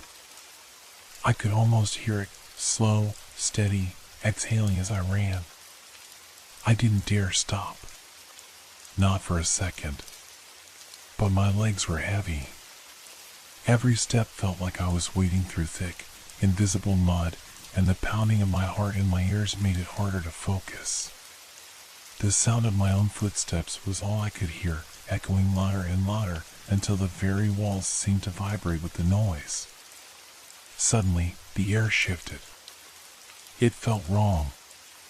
The temperature dropped by several degrees in a split second, and I felt a wave of nausea wash over me. The floor beneath me trembled, then shook, sending a jolt through my body. Not again. I froze in place. From the shadows of the hallway, a low sound rumbled. Like a growl, deep, guttural, and full of malice. My mind screamed to run, but my body refused to move. My eyes darted toward the far corner of the hallway. The dark shape at the end of the hall shifted, like something was standing just beyond the light, barely visible, but undeniable. It was there. I could feel it. I turned, willing my legs to move again, but my body wasn't listening. The growl deepened into a low, eerie hum, and I knew, without a doubt, that I was being watched. Something was standing just behind me. I didn't need to turn around to know that. But I did. A figure stood there. Tall, its outline hazy, almost impossible to focus on. It was shifting in and out of existence as if it were made of smoke or shadows. Its face, if you could even call it that, was featureless, a void where eyes should be, just an expanse of emptiness. The hum grew louder, and I felt a cold, invisible hand brush against my skin. I gasped, stepping backward, my breath catching in my throat. I felt trapped, as though the walls themselves were closing in. The figure didn't move. It didn't need to. It was already inside my mind. A voice broke the silence. Soft. Too soft. You were never meant to leave. I staggered backward, a scream rising in my chest, but nothing came out. My throat was dry, tight, as if I were choking on air. The air was thick now, suffocating, heavy with something I couldn't name. It pressed against me, pushing me down, weighing me down. The lights flickered, once, twice. The figure moved. I barely saw it. One moment it was there, the next, it wasn't. It was faster than my eyes could follow. I bolted. My feet slapped against the floor in a desperate rush, my chest tight with panic. The hallway seemed to stretch longer, the shadows closing in like tendrils, wrapping around me, trying to pull me back. The door at the end of the hallway loomed like a lifeline, but the figure was still there, slipping in and out of the darkness, its presence suffocating. My breath caught in my throat as I dashed for the door, my hands trembling as I grabbed the handle. It wouldn't budge. I tugged again, harder this time, but the door was sealed shut. My nails scraped against the cold metal, desperation flooding my veins. The hum returned. It was louder now, surrounding me, drowning out all other sound, vibrating through the walls, the floor, my bones. I twisted the handle again, panic overwhelming me, my body breaking down with each passing second. The growl that had first echoed through the building grew louder, now it was a roar. The figure was closer now, its inky shape sliding through the cracks in the walls, its presence growing heavier with each passing moment. And then, just as I was about to scream again, the door opened. I didn't hesitate. I shot through the doorway, the hallway disappearing behind me. The air outside was cold, but it didn't matter. I was outside. I was free. I turned, desperate to escape the building entirely, but the figure was there, standing just beyond the door. Its shape wavered, flickering, its eyes, or what should have been eyes, finally visible. And in those empty sockets, I saw something that chilled me to my very core. A reflection. It was me. And I realized with a shock, I wasn't the one running. I was the one being chased. I couldn't breathe. I couldn't think. My heart was hammering in my chest, too loud, too fast. I stumbled backward, my feet tangling in the rough ground beneath me, as the reflection, it stared back at me from the dark doorway. That was when it clicked. I wasn't just running from it. I was running from myself, or what I had become. My mind raced with panic, scrambling to make sense of the impossible. How could this be happening? Why was this happening? I spun around, eyes wide, searching for anything that could help me. The narrow alley stretched out in front of me, empty, dark, as though it had never been there at all. There was no escape. No way out. The alley was a dead end, the buildings on either side towering over me like silent, uncaring giants. The chill in the air grew colder, a biting frost creeping up my spine as the figure in the doorway shifted. The air crackled with an unnatural tension. The longer I looked, the more I realized that it wasn't just a reflection, it was everything. The space around me had begun to distort. The world itself was bending, folding in on itself, as if the very fabric of reality was unraveling. I tried to scream, but my voice was swallowed by the growing hum. That constant, unsettling vibration seemed to surround me from all sides. It wasn't just the building anymore. It was everything, the ground beneath me, the sky above, even the very air I breathed. I ran, legs shaking, but the world kept shifting. Every step I took felt like a misstep, as if the ground itself were slipping away beneath me. The buildings loomed larger, casting long, threatening shadows that seemed to follow me. The alley that had once seemed so familiar now twisted in impossible directions, looping back on itself like some twisted maze. I looked behind me. It was still there. The figure, moving with unnatural speed, its form now blurring and splitting, as though multiple versions of it were existing at once. Each flicker revealed something darker, something more wrong than the last. It was hunting me. I was running out of time. I could feel the cold, dead air pressing closer. My breath was coming in short, frantic gasps, freezing in the air. My hands were numb, shaking uncontrollably. The world around me felt alien, terrifying. Nothing was right anymore. I reached for the nearest door, desperate, my fingers barely grasping the handle before I yanked it open. The room beyond was dark, suffocatingly so. It was the same as the hallway, no windows, no light, only the same crushing silence. I stepped inside, barely able to see my own hand in front of my face. The door slammed behind me with a hollow, final thud. I froze, listening. My breathing was ragged, every inhale sharp and shallow. The hum was gone, replaced by silence. But that silence was just as terrifying. I could feel something watching me from the dark, but I couldn't see it. A creak. Then another. My mind screamed for me to run again.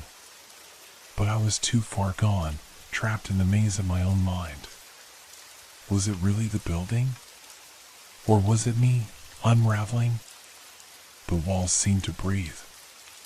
Slowly at first. Then faster. And with each breath, the space around me shifted. I could feel it, like a pressure building inside my skull, the walls closing in. My hands were shaking uncontrollably, and the scent of something foul filled the air, decay, rot, a heaviness that I couldn't escape. I turned to face the room, and that's when I saw it. The eyes. The walls were covered in eyes. Eyes that weren't there just moments ago. They were etched into the wallpaper, glowing faintly, shifting like they were alive. Thousands of them, all watching me. I stepped back, the skin on the back of my neck prickling with a coldness that made my body freeze. I knew, in that instant, what was happening. This was it. The walls were alive. The building itself was coming for me, breathing with me, pulling me deeper into its grasp. I couldn't breathe. I couldn't think. All I could feel were those eyes, watching, waiting. Suddenly, I felt a hand, cold, ice cold, press against my shoulder. I spun around, my heart pounding in my chest. There was nothing there. The room was empty. I staggered backward, my head spinning, vision blurring. The door was still behind me, but something told me I couldn't escape through it. Not anymore. The reflection. The thing that was following me. It was part of this place. Part of me. I stumbled forward, my legs shaking, and as I did, I heard a soft whisper in the dark, too soft to be real. You can never leave.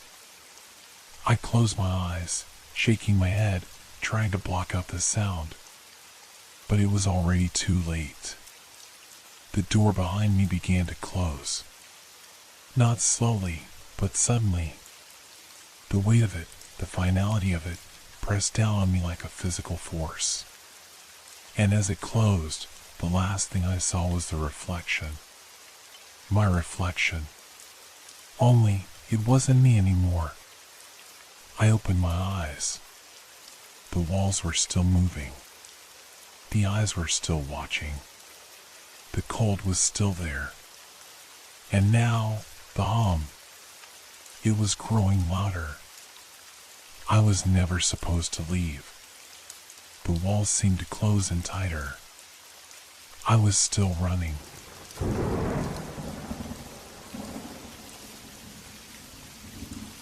Have you ever looked at your reflection and felt like it was staring back at you a little too long? Or maybe, just maybe, it blinked after you did? I should have known something was wrong the first time I saw it. But like anyone, I dismissed it, attributing it to a trick of the light or my tired eyes. Who wouldn't? I had just moved into an old apartment, a place that seemed too perfect for someone like me. Quiet. Spacious. Affordable. The rent was cheap and the location ideal, too ideal, I later realized. The moment I stepped inside, it felt almost as if the walls themselves were holding their breath, waiting for me to settle in. I didn't think much of it at first.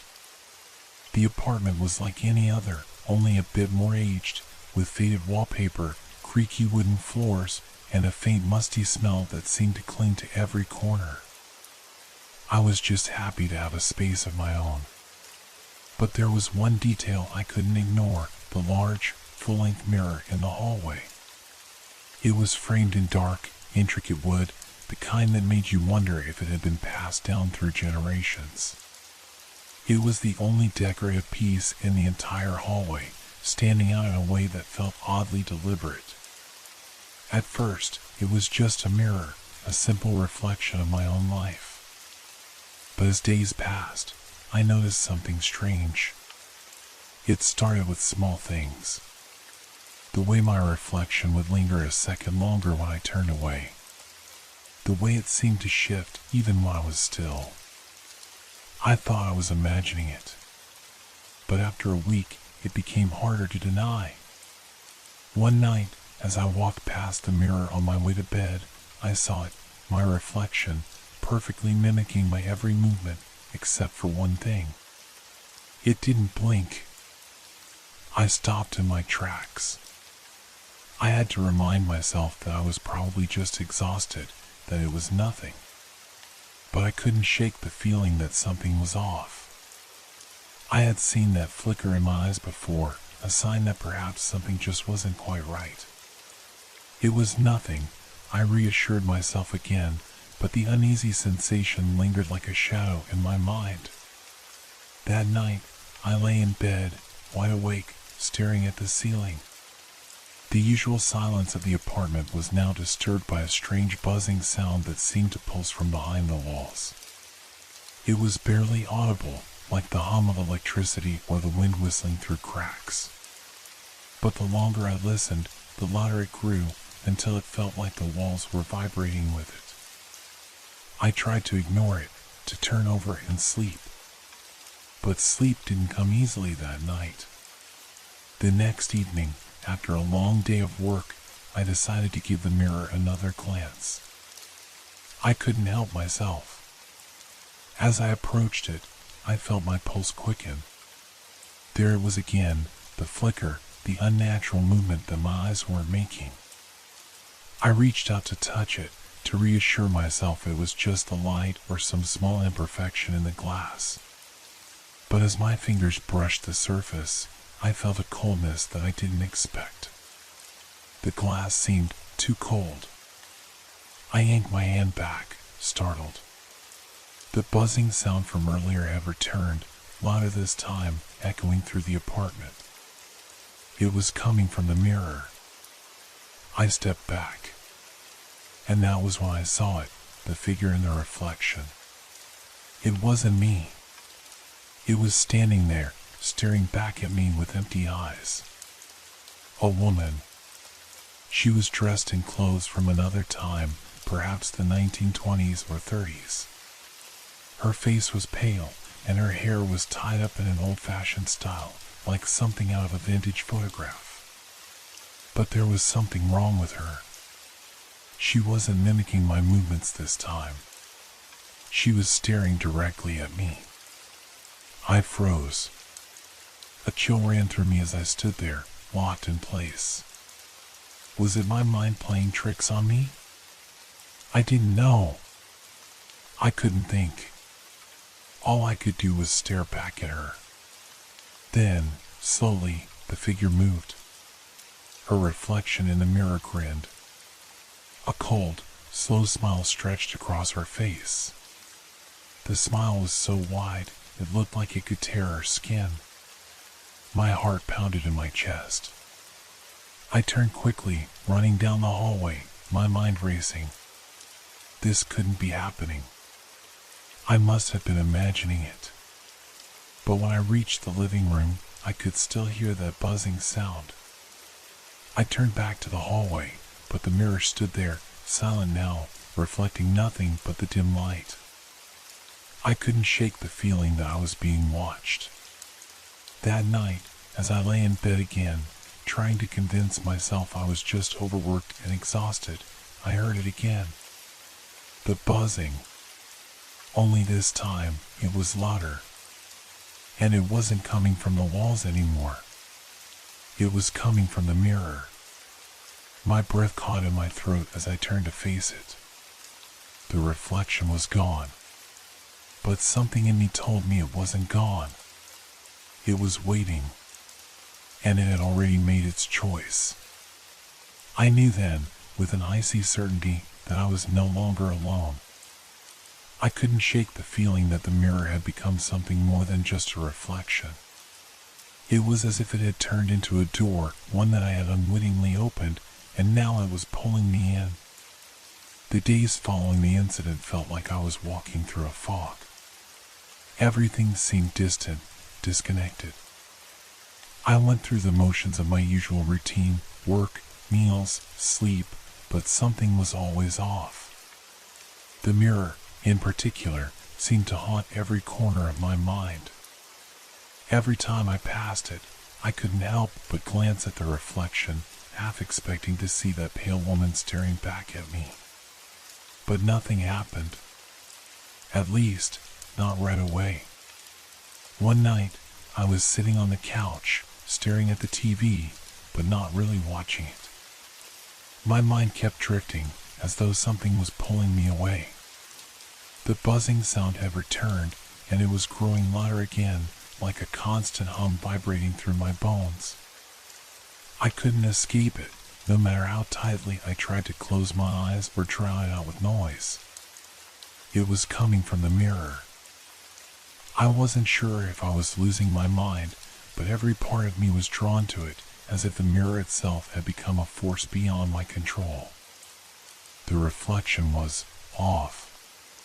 It was like looking at an old photograph that had started to fade, the edges warping, the colors blending into something darker. Every time I walked past, I couldn't help but catch glimpses of something moving in the mirror. But it wasn't me. It was the woman. Her figure was more defined now, her face clearer, her features sharper. But the longer I looked at her, the more I felt something unnatural about her. She was waiting. Her eyes were locked on mine, but there was no expression, no warmth, no humanity. There was only something other. Something that didn't belong. I tried to convince myself that I was imagining it. Maybe it was stress. Maybe the isolation was getting to me. But no matter how much I tried to rationalize it, the feeling that I was being watched never went away. The buzzing sound was relentless, and I could hear it even in the silence of my own thoughts. I had to do something. That night, after hours of pacing, I found myself standing in front of the mirror again. The hallway seemed colder, the air heavier, as if the house was holding its breath. My heart raced. My mind was screaming at me to step away, to leave it alone. But my feet didn't move. I reached out, my hand trembling as it neared the glass. The second my fingers made contact, the buzzing intensified. It was as if the mirror itself had come alive, vibrating under my touch, sending a shock through my arm. I gasped, pulling my hand away. The reflection in the mirror flickered, just like before, but this time it was different. This time, the woman moved. I stumbled back, my breath catching in my throat as I watched her step forward in the reflection, the movement slow but deliberate. Her expression was still emotionless, but now there was a certain weight to her. She was looking at me as though she were aware of me, aware that I was standing there, watching her. And then, slowly, as if testing me, her hand reached up toward the mirror. The glass rippled, distorting around her fingers like water. I stepped back, horrified. What was happening? I didn't understand. I didn't know if it was real or if my mind was betraying me. But there was one thing I knew for sure. I wasn't alone. And the woman in the mirror? She wasn't just looking at me anymore. She was waiting. The mirror's surface trembled as though something beneath it was pushing against the glass. The buzzing grew louder, the walls of the apartment vibrating with a sickening resonance that made my skin crawl. The woman in the reflection grinned. It wasn't a smile. It was a predator's grin, wide, cold, stretching unnaturally across her face, exposing teeth too sharp, too inhuman to belong to a human. "Come closer," she seemed to whisper, though her lips didn't move. I felt the air in the room shift, heavy and thick, as though gravity itself had changed. The buzz in my ears turned into a hum, resonating through my skull, vibrating my teeth. It was almost like the mirror was calling me, luring me into its trap. I turned and ran, not daring to look back. My pulse raced as I dashed through the apartment, my footsteps pounding the floor as though the walls themselves were closing in on me. But no matter how fast I moved, I couldn't escape that feeling. The sensation that something was chasing me, following me, waiting for me to make a mistake. It was in the air, It was in my mind. It was in my bones. I couldn't breathe. I was trapped, and the only escape seemed to lie behind that cursed glass. My thoughts raced as I clung to the edge of sanity, battling against the overwhelming urge to turn around, to face whatever awaited me. But I couldn't. Not yet. I couldn't face her again. Not until I understood what she was. And what she wanted. I slammed the door to the bathroom, locking it behind me. The mirror above the sink stared back at me, reflecting only my panicked face. My hand gripped the edge of the counter, my breath coming in ragged gasps as I tried to steady myself. The buzzing was gone now. But the silence, it was worse. The oppressive quiet suffocated me, filling my ears with a ringing sound, the absence of noise almost louder than the hum that had tortured me. I knew then that it wasn't over. The mirror was more than just glass. It was something alive. And I had made the mistake of looking into it. Something was waiting, and it was closer than I realized. I couldn't stay in that bathroom forever, even though it felt like the safest place in the world at that moment. My head was spinning with questions, each one more terrifying than the last. Was I losing my mind? Was I really seeing the woman in the mirror move? And why did it feel like something was waiting for me to give in?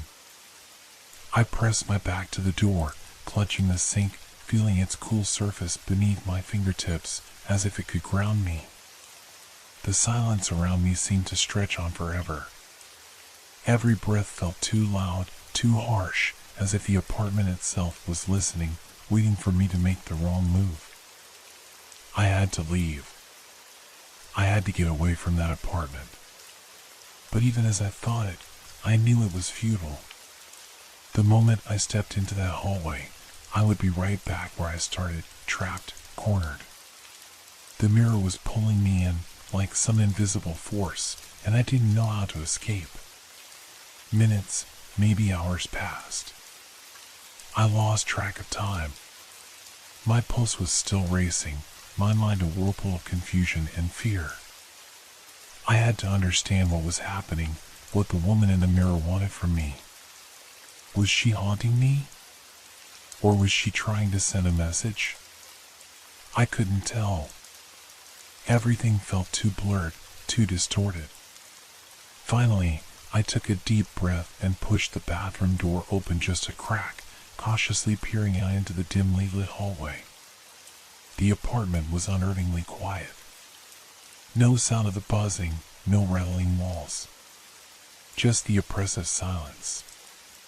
I couldn't resist the urge to glance toward the mirror, my reflection staring back at me with that same empty, lifeless expression. But this time, something was different. Something was wrong. The woman wasn't standing still anymore. I froze, my heart in my throat. She was moving, slowly, her fingers creeping along the edge of the mirror like she was testing its boundaries, searching for a way out.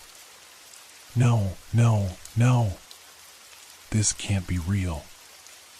I shook my head, stepping back. But the reflection didn't change. She kept moving. Her lips parted, and for a moment, I thought I saw her whisper something. But no sound came through.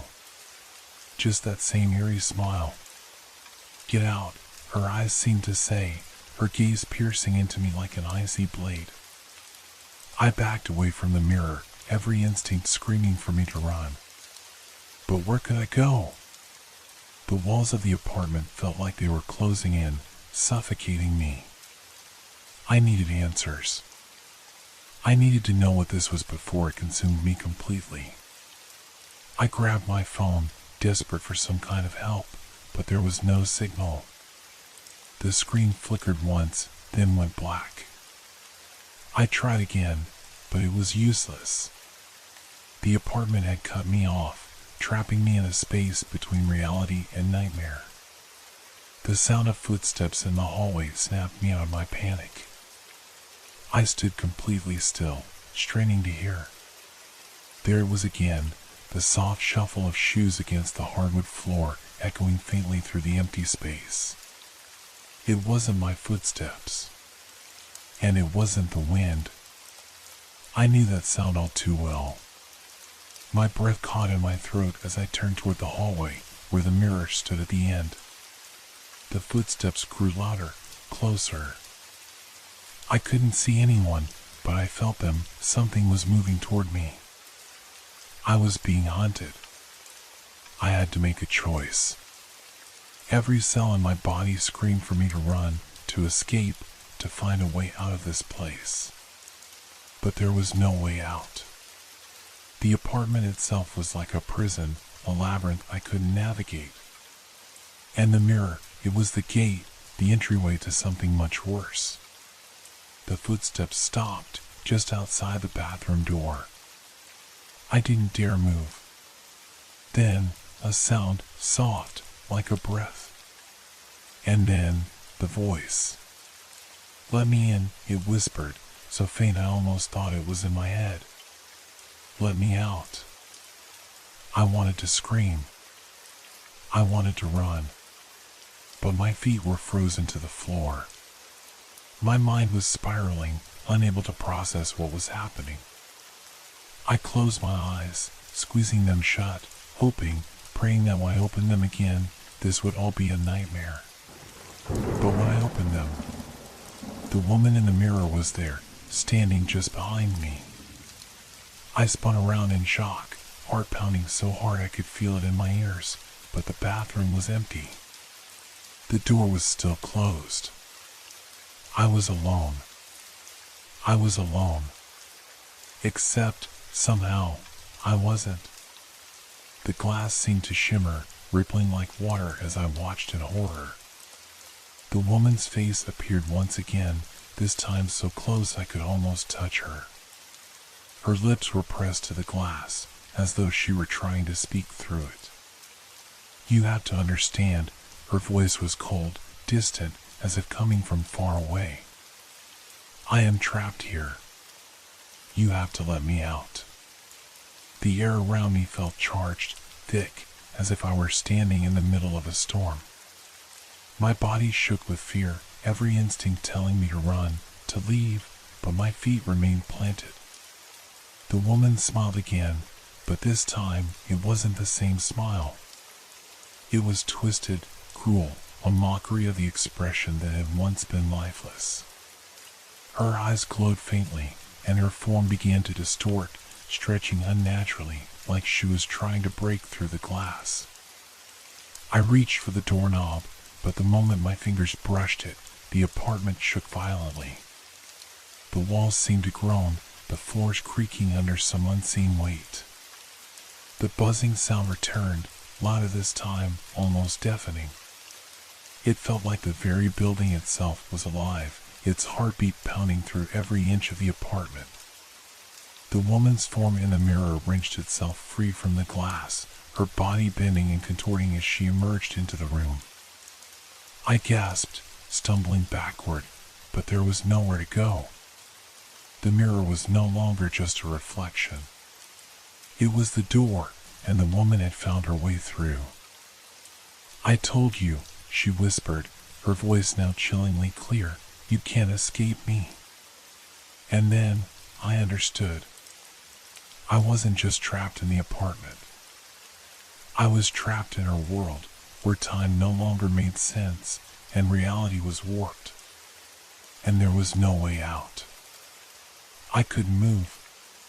My feet felt like they were glued to the floor, my body paralyzed by a mix of terror and disbelief. The woman, if she could still be called that, was now fully through the mirror, standing in front of me, her presence so overwhelming that the walls of the apartment seemed to shrink, suffocating me. Her eyes locked onto mine, unblinking, her expression both sad and threatening. It was as if I were staring at the face of something ancient, something far beyond the confines of human understanding. Her skin was pallid, unnaturally so, and it looked stretched, as though it had been pulled over bones that were too sharp, too angular. Her clothes were tattered, the fabric stained and torn. It looked as though she had been stuck inside the mirror for years, centuries, with nothing but darkness to keep her company. I wanted to scream, but the words caught in my throat, unable to break free. The buzzing sound, that constant hum, had reached its peak, vibrating through my body. It felt like an electric current, coursing through every fiber of my being. My hands shook uncontrollably, but my mind was racing, trying to understand what was happening. How was she here? What did she want from me? "Let me out," she whispered again, the words now coming from her lips, soft but insistent, like a chant that reverberated inside my skull. "Let me out. You have to understand." I could feel the cold radiating from her. It wasn't just physical, it was emotional, psychological. It was as if her mere presence was an assault on my mind, stripping away all the layers of rational thought and leaving only raw, unrelenting fear. Every instinct in me screamed to run. I needed to get out of there. I needed to escape. But my legs wouldn't move. It was as if something invisible had wrapped itself around me, holding me in place. She took a step forward, her movement eerily smooth, almost fluid, like a shadow sliding across the floor. I barely had time to react before she was right in front of me. Her breath, cold and stale, washed over my face, making my skin crawl. Her mouth opened wide, her teeth yellowed and sharp, a twisted grin spreading across her face. "Do you see now?" Her voice was no longer a whisper, but a low, guttural sound, like it came from deep within the earth. "You are the key." Her hand shot out, faster than I could even think, and gripped my arm with a force that made my bones ache. The chill that spread from her touch felt like it was freezing my very soul. I tried to pull away, but her grip tightened, pulling me closer, forcing me to meet her gaze. "You opened the door," she continued, her voice now laced with venom. "You let me in." I couldn't breathe. I couldn't think. I couldn't move. "Now," she said, her voice dropping to a whisper again, "you will stay with me forever." The apartment felt like it was closing in on me, the walls pressing in, the floor shifting beneath me. I could feel the weight of her presence, this entity, pressing down on me, suffocating me. She was pulling me into her world, into that twisted, mirrored realm where nothing was what it seemed, where time bent and reality fractured. I had to find a way out. I had to break free. But the longer I stayed there, the harder it became to hold on to my sense of self. My thoughts were slipping away, fading like mist in the early morning light. But then, something inside me snapped. Some primal instinct kicked in, and for the first time since this nightmare began, I fought back. I pulled my arm away from her grip with all the strength I could muster, using the last of my willpower to wrench myself free. The woman let out a low, guttural growl as she lost her hold, but I didn't stop. I backed away, stumbling, my hands reaching for anything to steady myself. The mirror, it was still there. And somehow, I knew it was the key. I had to destroy it. I had to break it, or I would never escape. I turned and ran toward the bathroom, my breath coming in ragged gasps. My body was trembling, every step feeling like it could be my last. The woman was coming after me. I could hear her footsteps echoing behind me, slow and deliberate, like a predator closing in on its prey. I slammed the bathroom door behind me, my hand shaking as I fumbled with the lock. But there was no time. I had to act fast. I grabbed a nearby towel rack and, with a frantic scream, swung it at the mirror. The glass shattered in an instant, the sound deafening, like 1,000 shards of reality splintering apart. I didn't stop. I kept swinging, each blow more desperate than the last, as the reflection in the mirror writhed and twisted, its shape warping and bending with each strike. But even as the glass shattered, the woman didn't disappear. She crawled out from the broken shards, her face twisted in fury, her eyes glowing with a malevolent light. Her mouth opened wide, revealing teeth that were far too sharp, too many. Her fingers reached toward me, long and skeletal, her grip tightening around my throat. "You cannot escape," she hissed, her voice now a guttural rasp.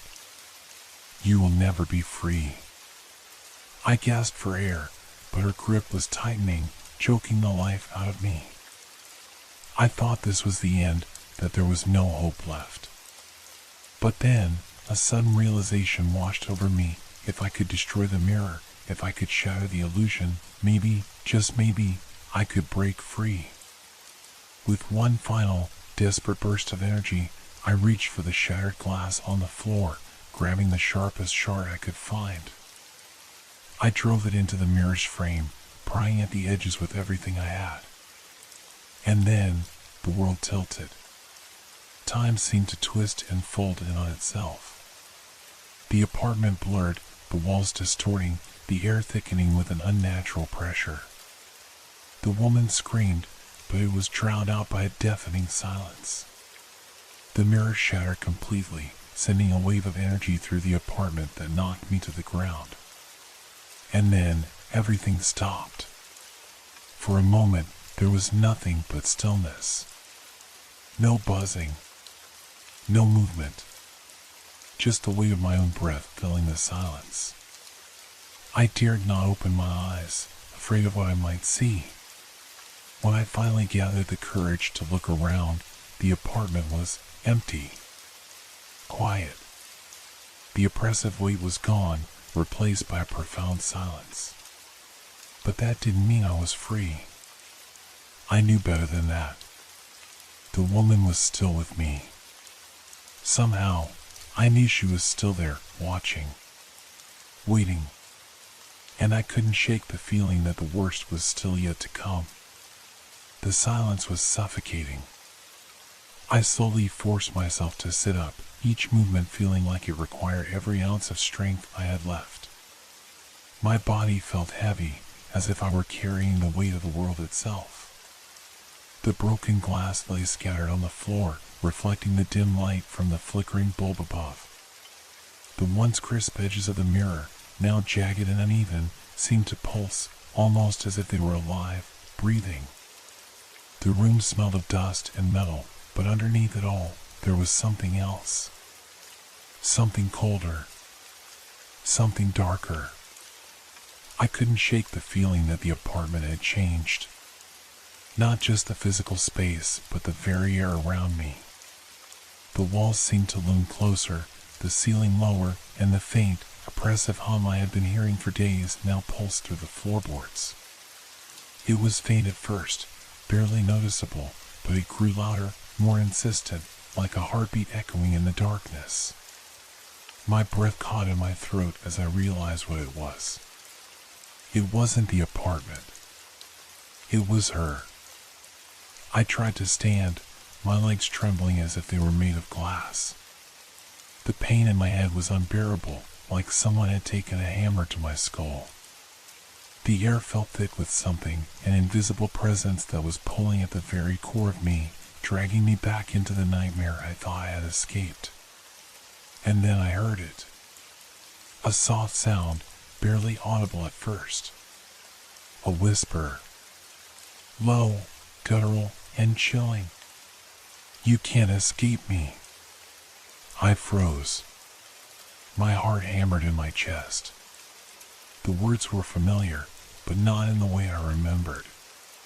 They were different this time, more real, more alive. The air around me seemed to grow colder, and the light flickered again. The shadows in the corners of the room stretched longer, as if they were reaching out for me, pulling me toward them. I looked around frantically, my eyes darting from corner to corner, searching for something, anything, that could explain what was happening. But the apartment was silent, empty. Or so it seemed. My mind raced, and in that haze of panic, I heard another noise coming from behind me. It was soft, like the scratching of nails on wood. I spun around, but there was nothing. Nothing except the mirror. Its shattered pieces had moved. They were no longer scattered across the floor as they should have been. They had gathered themselves. They were somehow reassembling. The shards slowly rotated, shifting on their own as if the very reflection was rebuilding itself, piece by piece. A cold, sickening feeling gnawed at my stomach as I watched it take shape. It wasn't just a mirror, it was her. The reflection of the woman was taking form within the glass, her face twisted, yet familiar. Her eyes glowed with a malevolent light, locking onto mine. She was in the mirror again, but now she wasn't just a reflection. She was real. She was coming back. I felt my body go numb with terror. I staggered backwards, my mind spinning. The woman, no, the thing, was crawling out of the mirror again, its limbs contorting unnaturally as it pulled itself forward. Each movement felt wrong, as though it were made of broken glass and shadows, something that wasn't meant to exist in our world. I turned, my eyes desperately searching for an exit. There was none. The door was still locked. The windows were still sealed. It was like I was trapped in a nightmare, but this time there was no escape. There was no waking up. "You should have left," she whispered, her voice sliding into my mind like ice. "But now, you're mine." I backed away, my breathing coming in ragged gasps, my mind a blur. I couldn't think. I couldn't focus. The woman thing was closer now. Her fingers, long and skeletal, reached for me, her twisted face contorted in a grotesque, unholy grin. I could hear her breath, cold and rasping, as it brushed against my ear, her lips barely touching my skin as she spoke. "The mirror holds me. But now, it holds you too." My heart pounded in my chest, every beat like a drum of impending doom. I stumbled back, colliding with the wall behind me. There was no place to run. No place to hide. I was trapped. And then, in that moment of desperation, something inside me snapped. I reached out. My hand brushed against the broken pieces of glass scattered on the floor. A sharp edge cut into my palm, the pain instant and raw. But in the midst of the agony, I felt clarity. The mirror. The key. I had to destroy it. I had to break it again, before it was too late. I grabbed a shard, its jagged edge cutting into my fingers, but I didn't care. The woman, her reflection, was closing in, her grin widening, and I knew what I had to do. With every ounce of strength I had left, I lifted the glass above my head and swung it toward the mirror. But as the glass met the frame, something happened. The world shifted. The apartment twisted around me. The walls stretched, the floor buckled beneath my feet. Reality seemed to bend in on itself, folding like paper. My hands trembled as I held the shard. I had broken it, but something far worse was happening. I could feel it, feel her presence pulling at me, trying to drag me into the mirror, into that place where time didn't exist and everything was broken. "You can't undo it," the woman's voice echoed, but it was no longer just her voice. It was everywhere. It filled the air, vibrating in my skull. "You opened the door. You can never close it now." The floor beneath me cracked. The room seemed to shudder as if the very foundation of reality was crumbling. I screamed, my voice lost in the chaos, but it didn't matter. Nothing mattered anymore. The woman thing was no longer in the mirror. She was in the room. With me. I closed my eyes, the shard still clutched tightly in my hand, but nothing made sense anymore. The terror was overwhelming. The space around me warped, and in that fleeting moment before everything went black, I understood. The mirror was not just an object, it was a trap. A prison. A doorway. And now, I was trapped within it. With her. And there was no escape.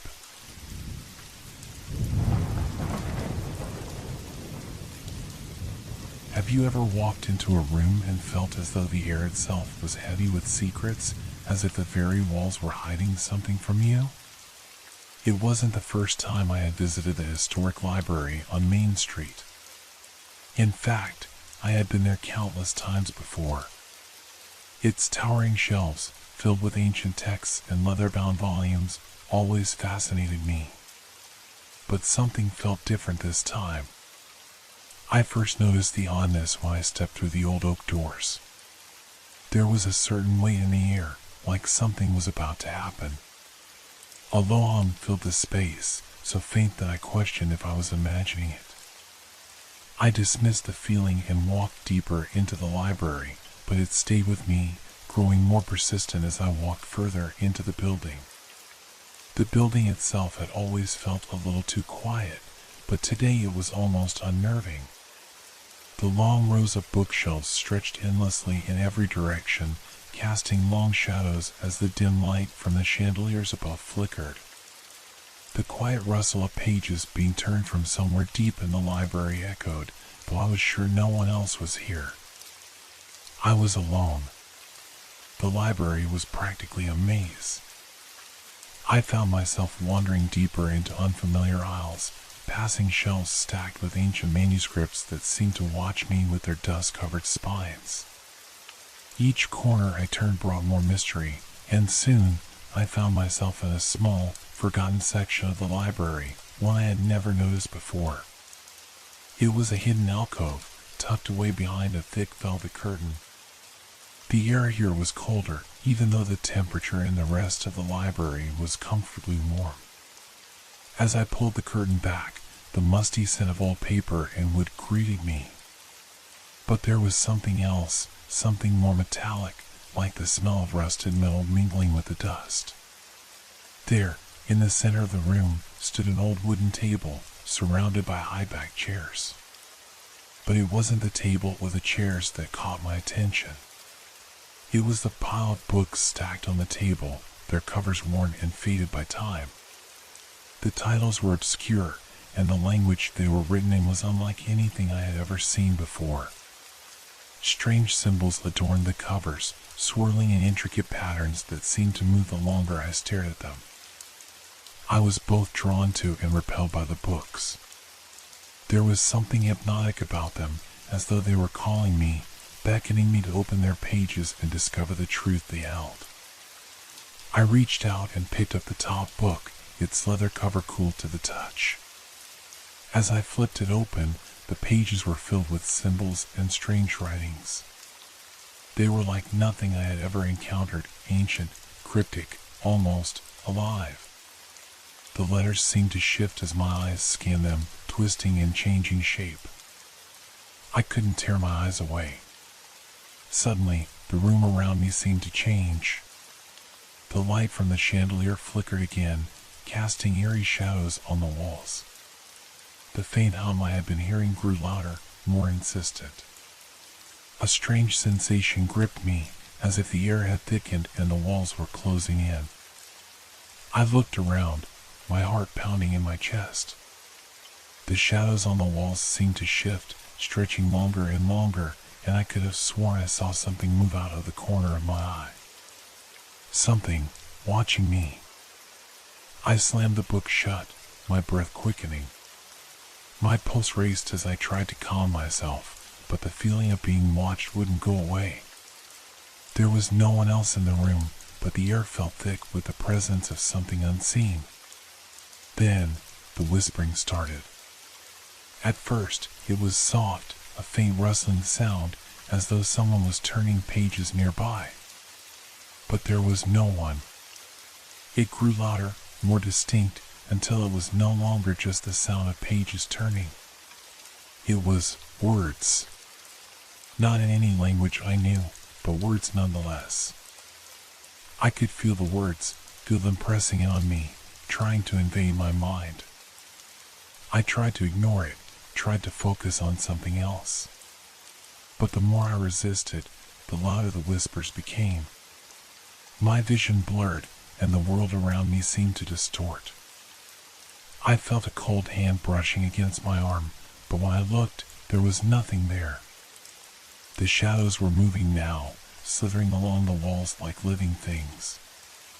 The books on the shelves were shifting, their spines creaking and groaning as if they were alive, trying to escape their confines. I felt dizzy, like the ground beneath me was no longer solid. My vision swam as the room tilted, and I staggered back toward the curtain. I needed to leave. I needed to get out of this place before it swallowed me whole. But as I turned to flee, I caught a glimpse of something in the corner of my eye. A figure. Tall and dark, standing motionless by the bookshelf. It didn't move, but I felt its gaze on me, cold and heavy. I froze, my body locking in place. The whispering grew louder, more urgent, but it wasn't just in my ears anymore. It was in my head, in my thoughts, in my very bones. It was pulling me in, drawing me closer to that figure. To the books. Leave now.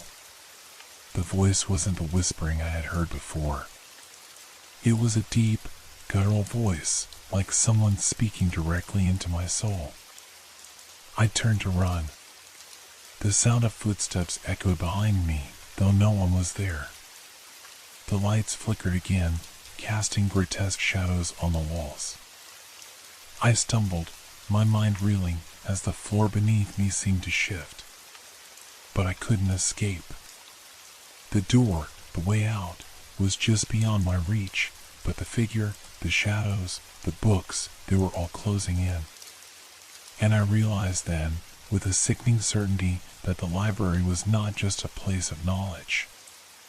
It was a prison. I was trapped. I woke up with a start. My heart was racing, my body drenched in sweat. The sensation of being trapped, of something watching me, still lingered, even though I was no longer in the library. I was back at home. The familiar comfort of my bed should have reassured me, but instead, I felt more unsettled than ever. My bedroom, usually a safe haven, now felt suffocating, as though the walls themselves were closing in. I glanced around nervously, half expecting to see a shadow moving at the corner of my vision, but the room was still. For a few moments, I sat still in the dark, trying to steady my breath. The clock ticked loudly in the silence, every second stretching longer than it should have. It took me a while to remember how I had ended up back here, how I had fled from the library. My mind was a blur of fragments, shadows, whispers, and the cold, oppressive presence of that dark figure. I tried to convince myself it had all been a nightmare, a trick of the mind. But the truth was, I had never felt more awake, more aware of the strangeness of the world around me. I couldn't shake the feeling that something had followed me back from the library. The whispers, the figure, the strange symbols on the books, they were all still with me. I forced myself to get out of bed and walk toward the window. It was still dark outside, the only light coming from the faint glow of streetlights below. I stared at the city, the distant hum of traffic, the quiet hum of life that should have felt normal. But now, everything felt wrong. The phone on my nightstand buzzed, breaking the silence. I jumped, startled, before reaching for it. It was a text message from an unknown number. "You found them, didn't you?" The message sent a chill down my spine. How could they know? Who could possibly know about the library? My hand shook as I typed back, asking who it was, but before I could hit send, the screen flickered. The text on my phone warped and disappeared, replaced with a strange series of symbols similar to the ones I had seen on the books in the library. I dropped the phone, my breath coming in shallow gasps. This wasn't a joke. This was real. The words were inside my head, too. The whispering. It was back. But it wasn't coming from the phone or the walls. It was in the very air around me, twisting the room into something unfamiliar. It was as though the shadows themselves had begun to move, folding and contorting with a life of their own. I turned, my eyes wide, and saw it again, the figure. Just like in the library. It stood at the far end of my room, barely visible in the corner of my vision. Tall, cloaked in darkness, with no discernible features except for the two eyes that burned through the shadows. I blinked, and the figure was gone. I swallowed hard, my mind racing. I couldn't ignore this any longer. I had to go back to the library. I had to find out what was happening. I had to understand what I had stumbled upon. I grabbed my coat and rushed out the door, not bothering to check the time or think about what I was doing. The streets were eerily quiet, with no one around at this hour. It felt like I was walking through a dream, a place that didn't quite belong to the real world. The buildings around me loomed large, their windows dark, as though they too were watching me. When I reached the library, the door creaked open with a loud, hollow sound. The familiar smell of old paper and dust greeted me, but there was no comfort in it anymore. The air felt colder, and the silence was thicker than I remembered. As I stepped inside, I could feel it again, the sensation of being watched, of something lurking just out of sight.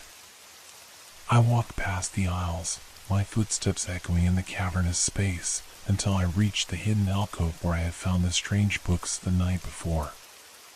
But something was different now.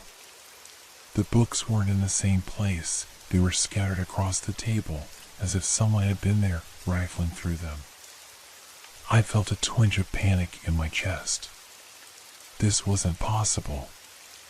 No one else had been here. I was sure of it. But then, something caught my eye. One of the books was open, the pages fluttering as if being turned by an invisible hand. And then, there it was again. The whispering. Soft at first, like a distant murmur, but it grew louder, clearer, as I drew closer to the table. I picked up the book, my hands trembling, and stared at the page. The symbols were even more intricate than I remembered. They were shifting, alive, moving across the page like they were being written in real time. The room seemed to close in around me again. My breath quickened. The air was thick, suffocating. I couldn't move, couldn't look away from the page. The whispers grew louder, surrounding me, echoing in my ears. It was as if the very walls of the library were closing in. I could feel the temperature drop, and I shivered violently. A cold hand seemed to brush against my neck, and I spun around, but there was nothing there.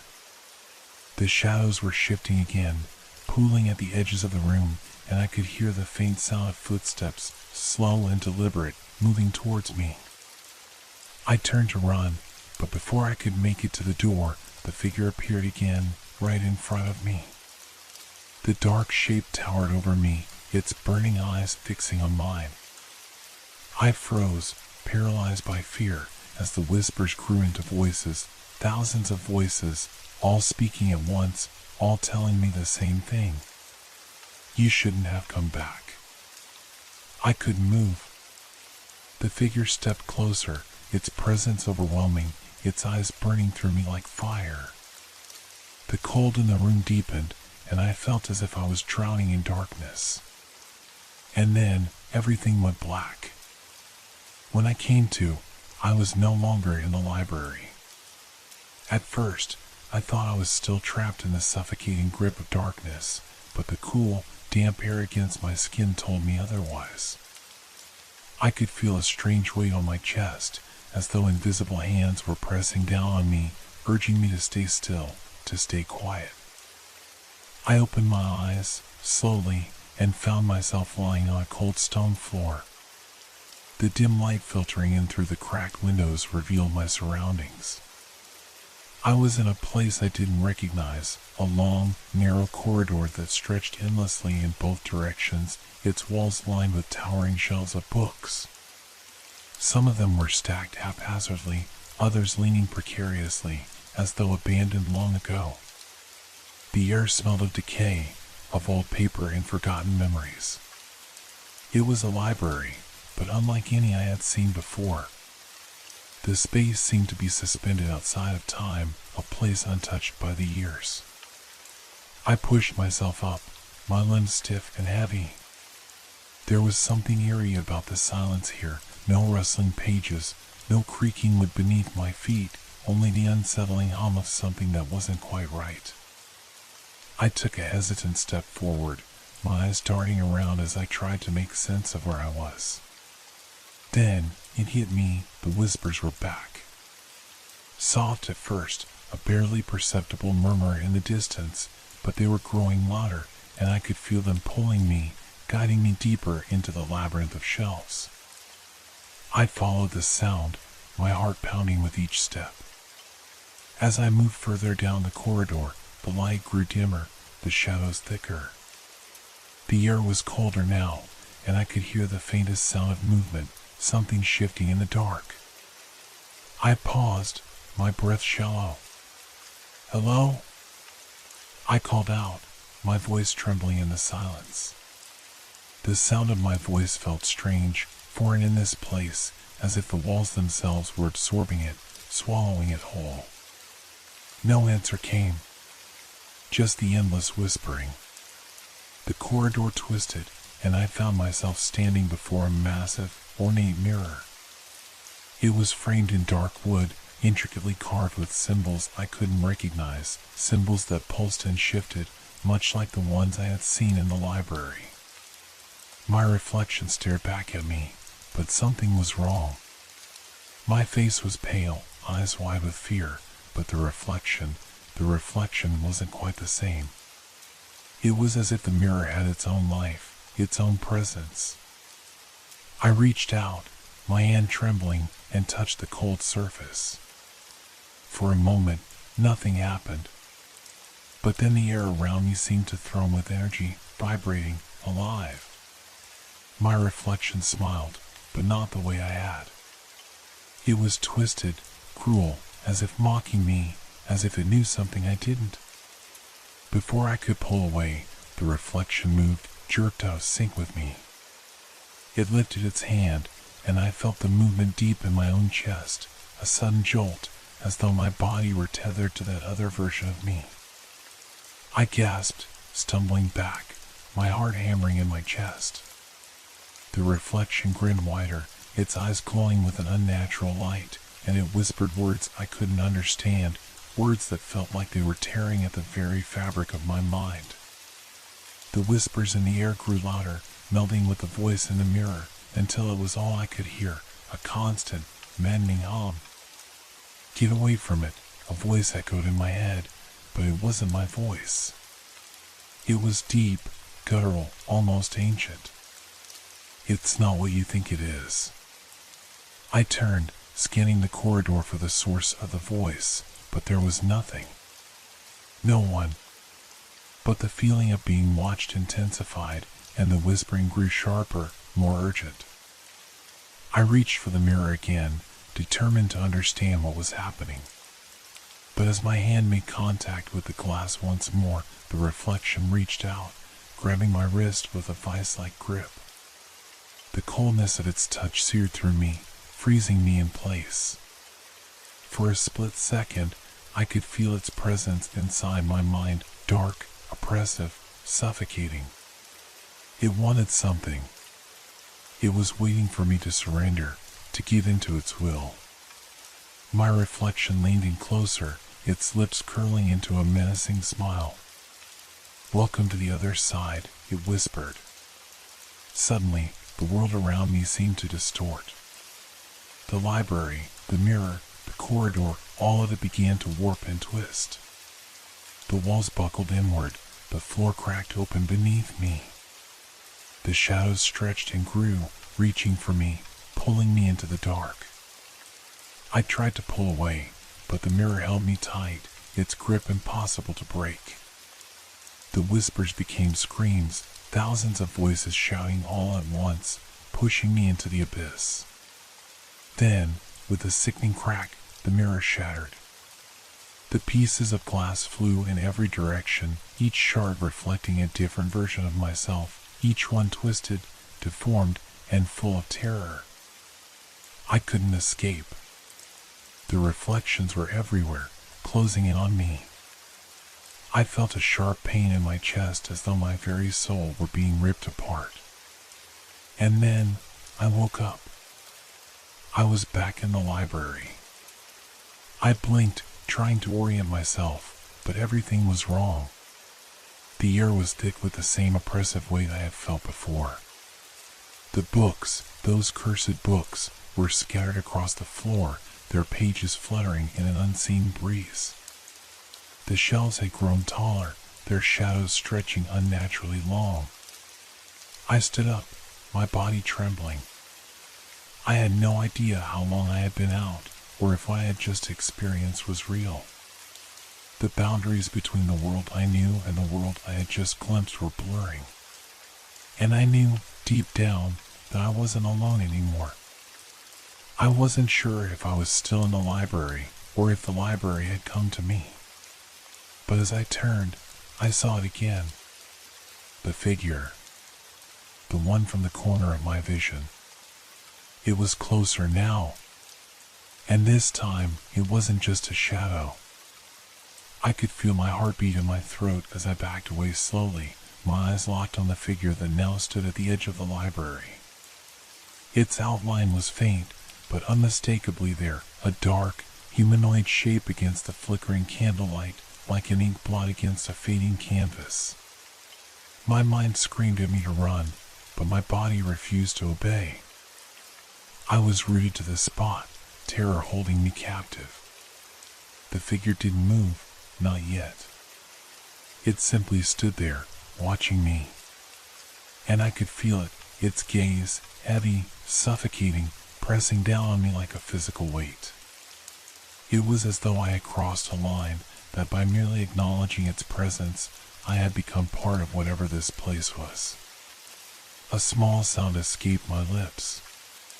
A whisper of a breath, but it felt like an explosion in the silence of the room. I stumbled backward, knocking over a stack of books. The loud thud of them hitting the floor made me jump, and I felt a cold surge of panic. I hadn't made that noise, hadn't disturbed the books, but now they were in disarray, scattered across the floor like they had been thrown. There was no denying it anymore. Something in this place was watching me, controlling the very air around me. I glanced down at the books that had fallen to the ground. One of them, a thick volume bound in black leather, was lying open. The pages fluttered, though there was no breeze. No wind. I had seen that symbol before, the same strange, cryptic design that had been etched into the back of the mirror. I had forced myself to step closer, every instinct telling me to turn away, to escape. But something within me, the same pull, the same dark curiosity that had brought me here in the first place, compelled me forward. My fingers grazed the edge of the page, and as soon as they touched it, the world around me seemed to shift. The air thickened, the edges of the library blurred, and the ground beneath my feet seemed to ripple, like water disturbed by a stone.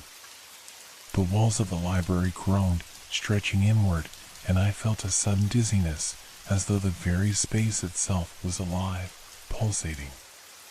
The figure was still there, but now its presence was more tangible. It was no longer a distant silhouette, but something more solid, more real. It had shape, though its features remained obscured by a dark fog.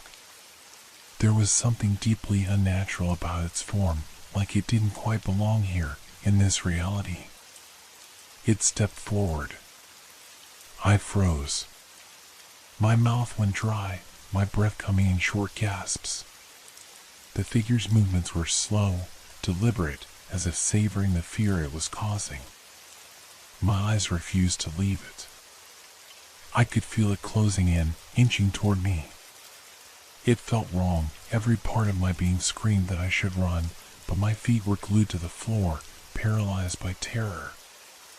Then, the whispering started again. But it wasn't the same whispers from before. These were clearer, sharper, more insistent. They were no longer voices from the library or the mirror. They were voices from within me. You shouldn't have come here. You can't leave. I shook my head, trying to fight the voices, trying to break free from the suffocating fog that seemed to cloud my thoughts. The figure took another step forward, and with it, the temperature in the room dropped. My breath clouded in front of me, and I could feel the chill gnawing at my skin, seeping deep into my bones. The figure stopped in front of me, close enough that I could feel its presence in every part of my being. I couldn't see its face, but I could feel its gaze, heavy, searching, hungry. It spoke, its voice deep and rasping, like the sound of dry leaves scraping against stone. "Do you feel it?" the voice asked. I opened my mouth to respond, but the words caught in my throat. I wanted to speak, to ask what it wanted, to demand answers, but my body refused to obey. I felt like a puppet, strung up on invisible threads, unable to control my own actions. The figure raised a hand, and the shadows around it seemed to grow darker, swallowing the room whole. The bookshelves trembled, their contents shifting like something alive. The whispers grew louder, thousands of voices now, all speaking at once, and I could barely keep my sanity intact.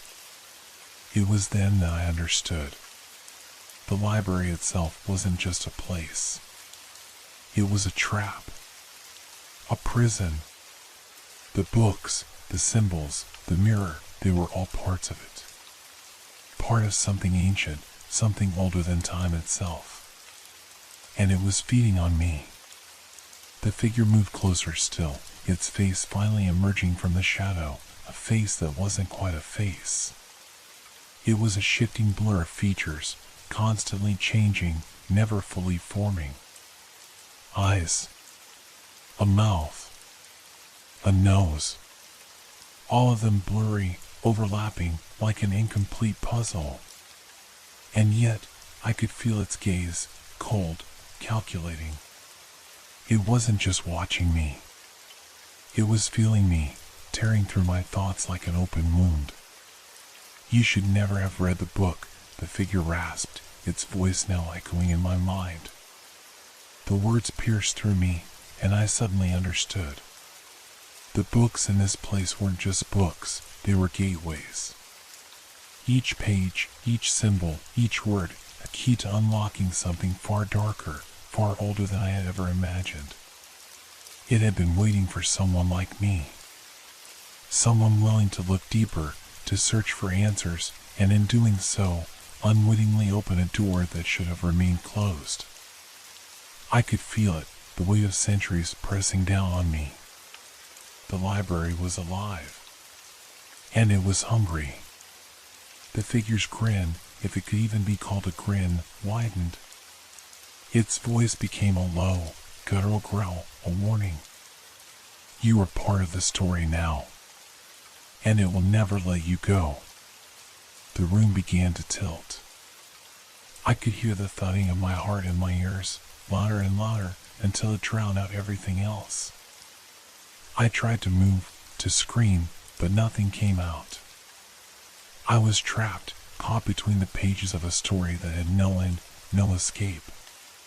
The books closed in around me, and the figure reached out, its fingers stretching, reaching for my throat. I tried to fight, but there was no fighting it. Not here. And as the darkness consumed me, I realized something that made my stomach churn with dread. I wasn't just reading this place. I was becoming part of it. I don't know how long I stood there, paralyzed by the figure's presence, suffocated by its dark whispers. Time seemed to stretch and fold in on itself, the seconds turning to minutes, the minutes to hours, or perhaps days. My mind was unraveling, slipping in and out of reality as though it, too, could no longer comprehend the horrors unfolding before me. The figure's hand hovered just inches from my throat. I could feel its icy touch before it even made contact, cold, sharp, unnatural. Its fingers seemed to pulse, like veins of black smoke coursing through the air, trying to claim me. I flinched, but no part of me could break free. My body refused to obey my frantic desire to escape. Every instinct, every primal scream in my mind told me to run, but it felt as if the very air itself had solidified, trapping me in a vice-like grip. The library was closing in. The walls seemed to stretch endlessly toward the heavens above, then sink into the ground below, an impossible architecture that twisted and swirled with each passing moment. The candles flickered, casting grotesque shadows on the walls that shifted as though they had lives of their own. The books on the shelves seemed to pulse now, too, like beating hearts. Their pages fluttered, though no wind touched them, and the thick leather bindings creaked with a sound that was almost sighing. Suddenly, the whispers stopped. I held my breath. The silence that followed was so overwhelming it felt like the world had been frozen in place. The only sound I could hear now was the pounding of my own heart. My chest rose and fell in shallow breaths, each one ragged, each one fighting the oppressive weight that hung over me. And then, I heard it. A voice. No, not a voice, voices. Not coming from the figure, but from the very air around me. They will all remember you, the voices whispered, overlapping, merging into a single, dreadful tone. It was not one voice speaking to me, but a chorus, 1,000,000 souls whose fates had been sealed by the same curse. The figure's hand jerked toward me with unnatural speed. My breath caught, a scream lodged in my throat, but it was useless. It gripped my neck, the coldness seeping into my skin, my muscles stiffening beneath its touch. The last shred of my sanity screamed that this was impossible, that this couldn't be real, but every cell in my body knew otherwise. I was here. I was in this place. And whatever this thing was, whatever it represented, it had been waiting for me. You are the latest, it rasped, its voice low, hollow. The others? Forgotten. Their names are lost in time. But you will be remembered. The darkness around me deepened. The books, the walls, the shelves, they were no longer just parts of a building. They were alive. They saw me. I realized with a sickening jolt that every book was a part of the same insidious story, written by an unseen hand long ago, a tale woven together with blood, shadows, and the lingering souls of those who dared read it. A scream burst from my lips, but it was muffled by the pressure of the figure's hand around my throat. I could feel myself choking, each breath weaker than the last, my vision blurring at the edges. And then, like a flicker of light through the suffocating dark, I saw it. The mirror. The cursed mirror that had led me here, that had shown me the path. The reflection in its glass was not mine, but someone else's. A woman with hollow eyes, her face distorted, her features blurred as if being erased.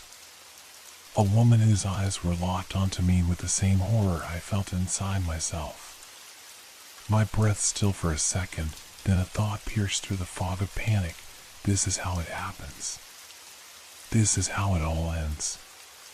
The woman in the mirror was not just a reflection. She was one of the lost.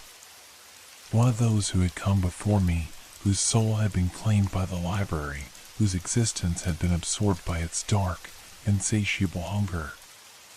You are becoming one with us, the voice whispered again, the words crawling under my skin like insects. There is no escape. There was never an escape. I shook my head, desperation clawing at my throat. No. There had to be. There had to be something I could do. I was not like the others. I wouldn't end up like them, lost, forgotten, swallowed whole by the library's ancient, insidious power. I raised my hands, struggling to break the figure's grip, to pull its hand away from my neck. But it was no use. The darkness was pressing in on me from all sides, squeezing tighter and tighter, suffocating me with its weight. And then, I don't know how, I remembered the book. The one that had started it all. The one that had held the key, the one with the symbol. It was still there. Right next to me, forgotten in the chaos of my panic. I reached out. My fingers brushed the cover. The instant I touched it, the entire room seemed to lurch violently, as though the space itself was cracking, splintering. The figure recoiled, its hold on me loosening just for a moment, just enough for me to breathe. I grabbed the book. My hands were trembling, my skin cold with fear, but I flipped it open. The pages turned with a strange, rhythmic pull, as though the book were drawing me in, urging me to go further.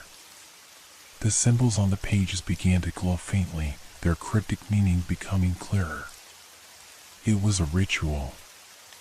An incantation. A plea for release. But it wasn't enough to simply read the words. No, the library had always known that. The price of the knowledge was not only the curse, it was my soul. The book burned in my hands, the pages heating up until they turned to ash. I felt the pull inside me, cold, sharp, dragging me into the story, into the other side. The mirror shimmered, its glass rippling like water, as if to swallow me whole. The figure lunged. Its hand, claw-like, reached for me again, but this time, something strange happened. A force, an unseen energy, surged from the pages of the book and slammed into the figure, knocking it back. The darkness in the room receded, just for a moment. The mirror cracked, and with it, the curse. But I knew it wasn't over. It had only just begun. The library began to rumble, its walls shaking, its shelves creaking and groaning. The books trembled, as though they, too, felt the shift in power. As I stumbled back, gasping for air, I realized with a chilling certainty that I wasn't leaving this place the same. Something of the library, its hunger, its darkness, had already claimed me. And no matter where I went, no matter what I did, I would never be free. Not truly. Because once the library had opened its doors to you, it never truly let you go.